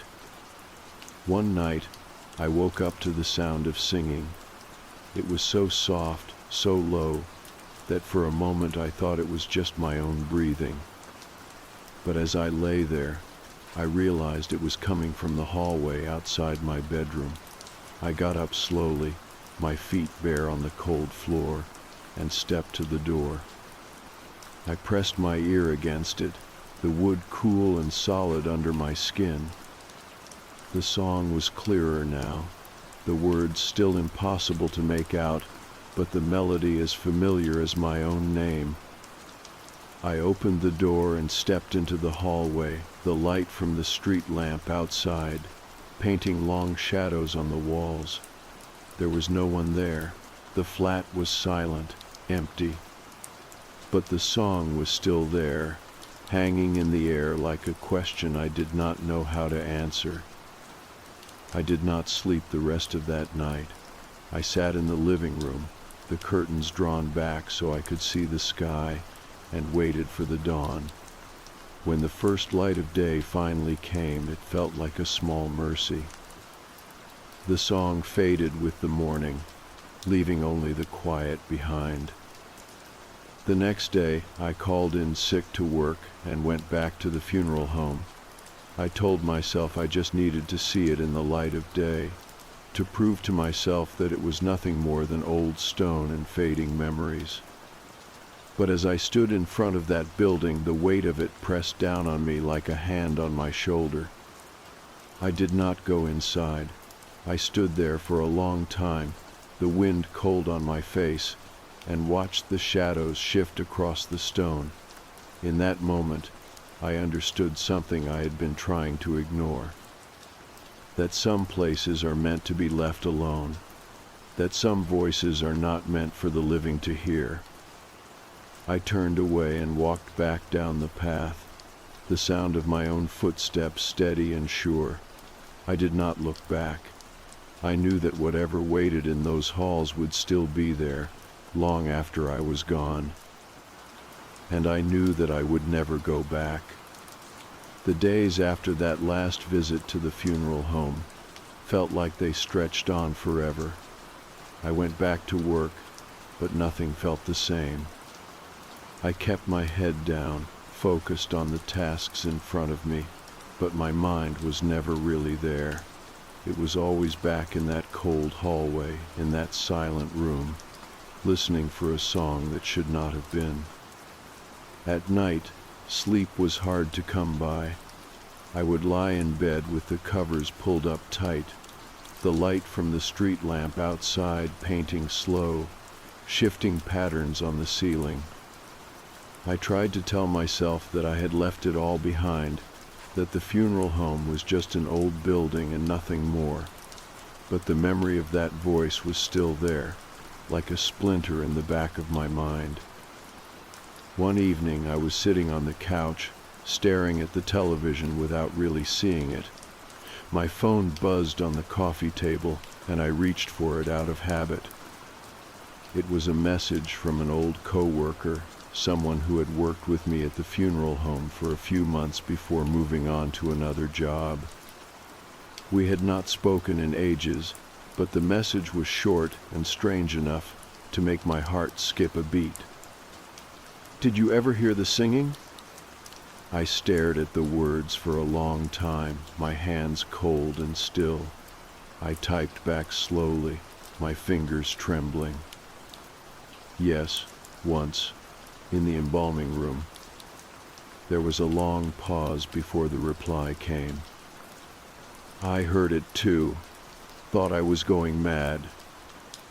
I did not know what to say to that. I stared at the screen, the soft glow of it painting my face in pale light. After a moment, I set the phone down and leaned back against the couch. I felt a strange sense of relief, knowing that it had not just been me, that someone else had heard it too. But that relief was tinged with something darker, a quiet fear that whatever lived in those walls was bigger and older than either of us could understand. That night, I dreamed of the funeral home again. In the dream, I was standing in the chapel, the air heavy with the scent of old flowers and candle wax. The stained glass windows were dark, the light outside swallowed up by the night. The song was there too, drifting through the air like smoke, soft and sad and endless. I turned in the dream, and there she was, a woman in a pale dress, her hair dark and tangled around her shoulders. She was standing by the door to the embalming room, her head tilted slightly as she watched me. Her lips moved slowly, the song slipping out in a breath I could almost feel on my skin. I woke up gasping, my throat tight, my hands clenched in the sheets. The room was silent, the only sound the faint tick of the old clock on the shelf. But I could still hear the last note of that song ringing in my ears. The next morning, I called my coworker. We spoke in quiet voices, both of us careful not to let the words slip too far into the light. He told me about the nights he had spent there alone, the way the halls seemed to stretch out into the dark, the way the walls felt like they were breathing.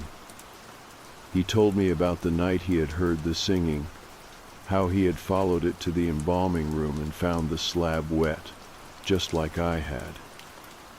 We did not have answers for each other. We just had the quiet certainty that we were not alone in what we had seen. That was enough, in a way. It did not make the fear go away, but it made it feel a little less heavy, knowing that someone else carried the same weight. That afternoon, I decided to take a drive.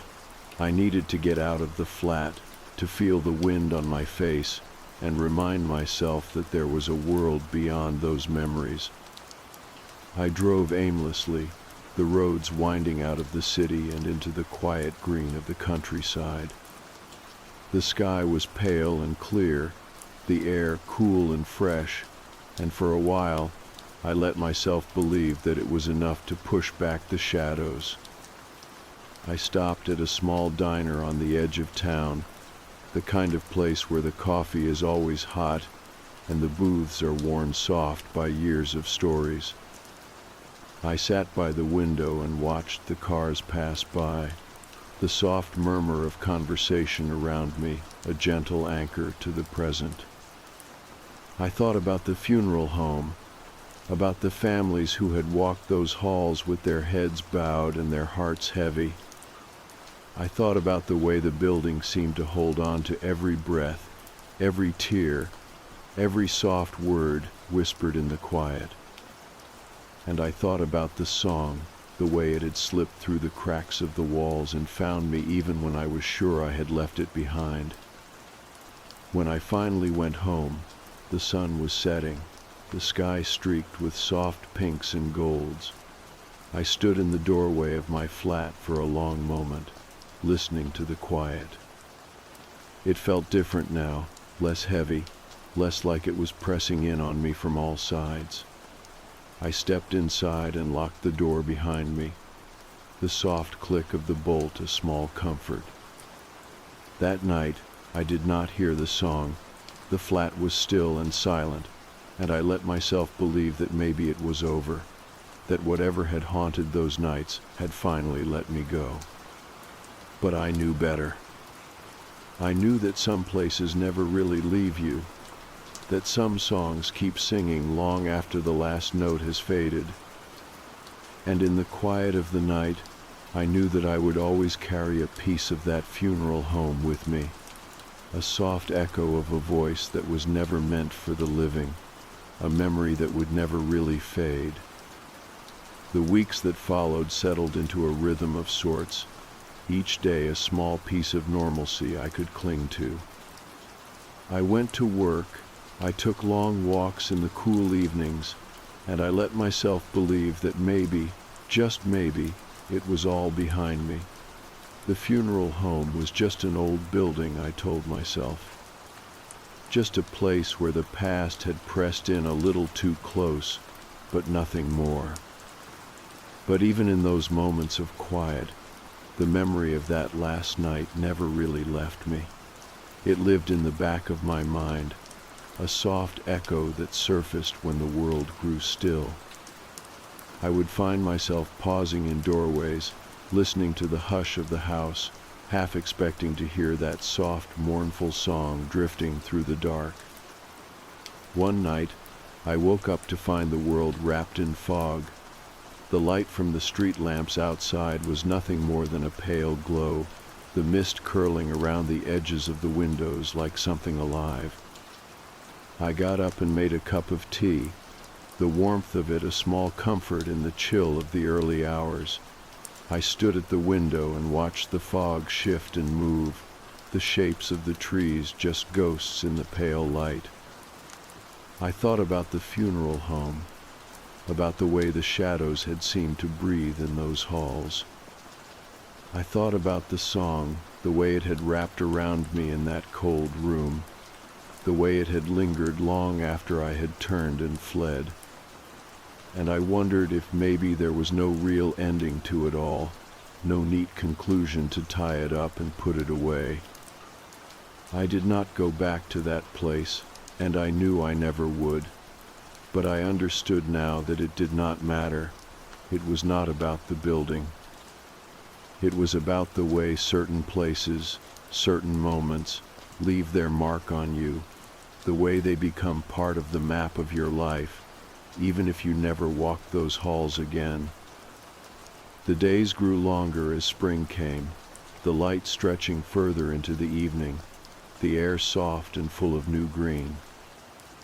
I spent more time outside, letting the sun warm my face, letting the small sounds of the world remind me that life goes on. The song was still there, a faint memory in the quiet, but it felt softer now, less like a weight and more like a reminder. One morning, I woke to the sound of birds outside my window, their chatter bright and insistent. I made coffee and sat on the small balcony, the city still quiet in the early light. I thought about all the nights I had spent listening for footsteps, waiting for a voice that did not belong to the living, and I realized that it had changed me in ways I was still trying to understand. I did not feel afraid anymore. I felt aware, like I had seen something most people never would, something that had slipped through the cracks of the world for just a moment. And though it had scared me, though it had left me with questions I would never be able to answer, it had also left me with a kind of clarity. One evening I found an old notebook tucked in the back of a drawer, pages half filled with small observations, sketches of the funeral home, snippets of that song I had tried to write down. I sat down and read through it slowly, letting the memories wash over me without fear. The last page was blank, and I found myself picking up a pen, the weight of it familiar in my hand. I did not write about the fear or the cold or the silence that had lived in those halls. I wrote about the light that came in the morning, the way the sun pushed back the shadows, the way the world kept moving forward, no matter how long the night had been. I closed the notebook and set it aside, a small smile tugging at the corner of my mouth. It felt like a kind of release, like I was finally letting go of something I had been carrying for too long. That night, I slept better than I had in months. My dreams were quiet, filled with the simple comfort of familiar places and gentle voices. When I woke in the morning, I felt lighter, like I had finally stepped out of that long, dark hallway and into the light of day. I never heard the song again. Maybe it had been waiting for me to listen, or maybe it had always been meant for someone else. All I know is that when I think of it now, it does not feel like a threat. It feels like a reminder that there is more to this world than what we can see in the light of day. The funeral home still stands, its old stone walls weathered by the years, the windows dark and watching. I do not know if others will hear what I heard or see what I saw in those quiet halls. But I know that if they do, they will find their own way to carry it, their own way to make peace with the things that slip through the cracks. And as for me, I have made my peace. I have learned that some echoes never really fade, and that is all right. They are part of the world, as much as the dawn and the soft rustle of leaves in the wind. I still pass by the funeral home sometimes, the shape of it familiar in the distance, but I do not stop. I do not need to. I know what lives there, and I know what I carry with me, and that is enough. In the quiet of my own home, in the soft light of the morning, I find a kind of comfort in that. A gentle understanding that even in the darkest corners there is always a way back to the light.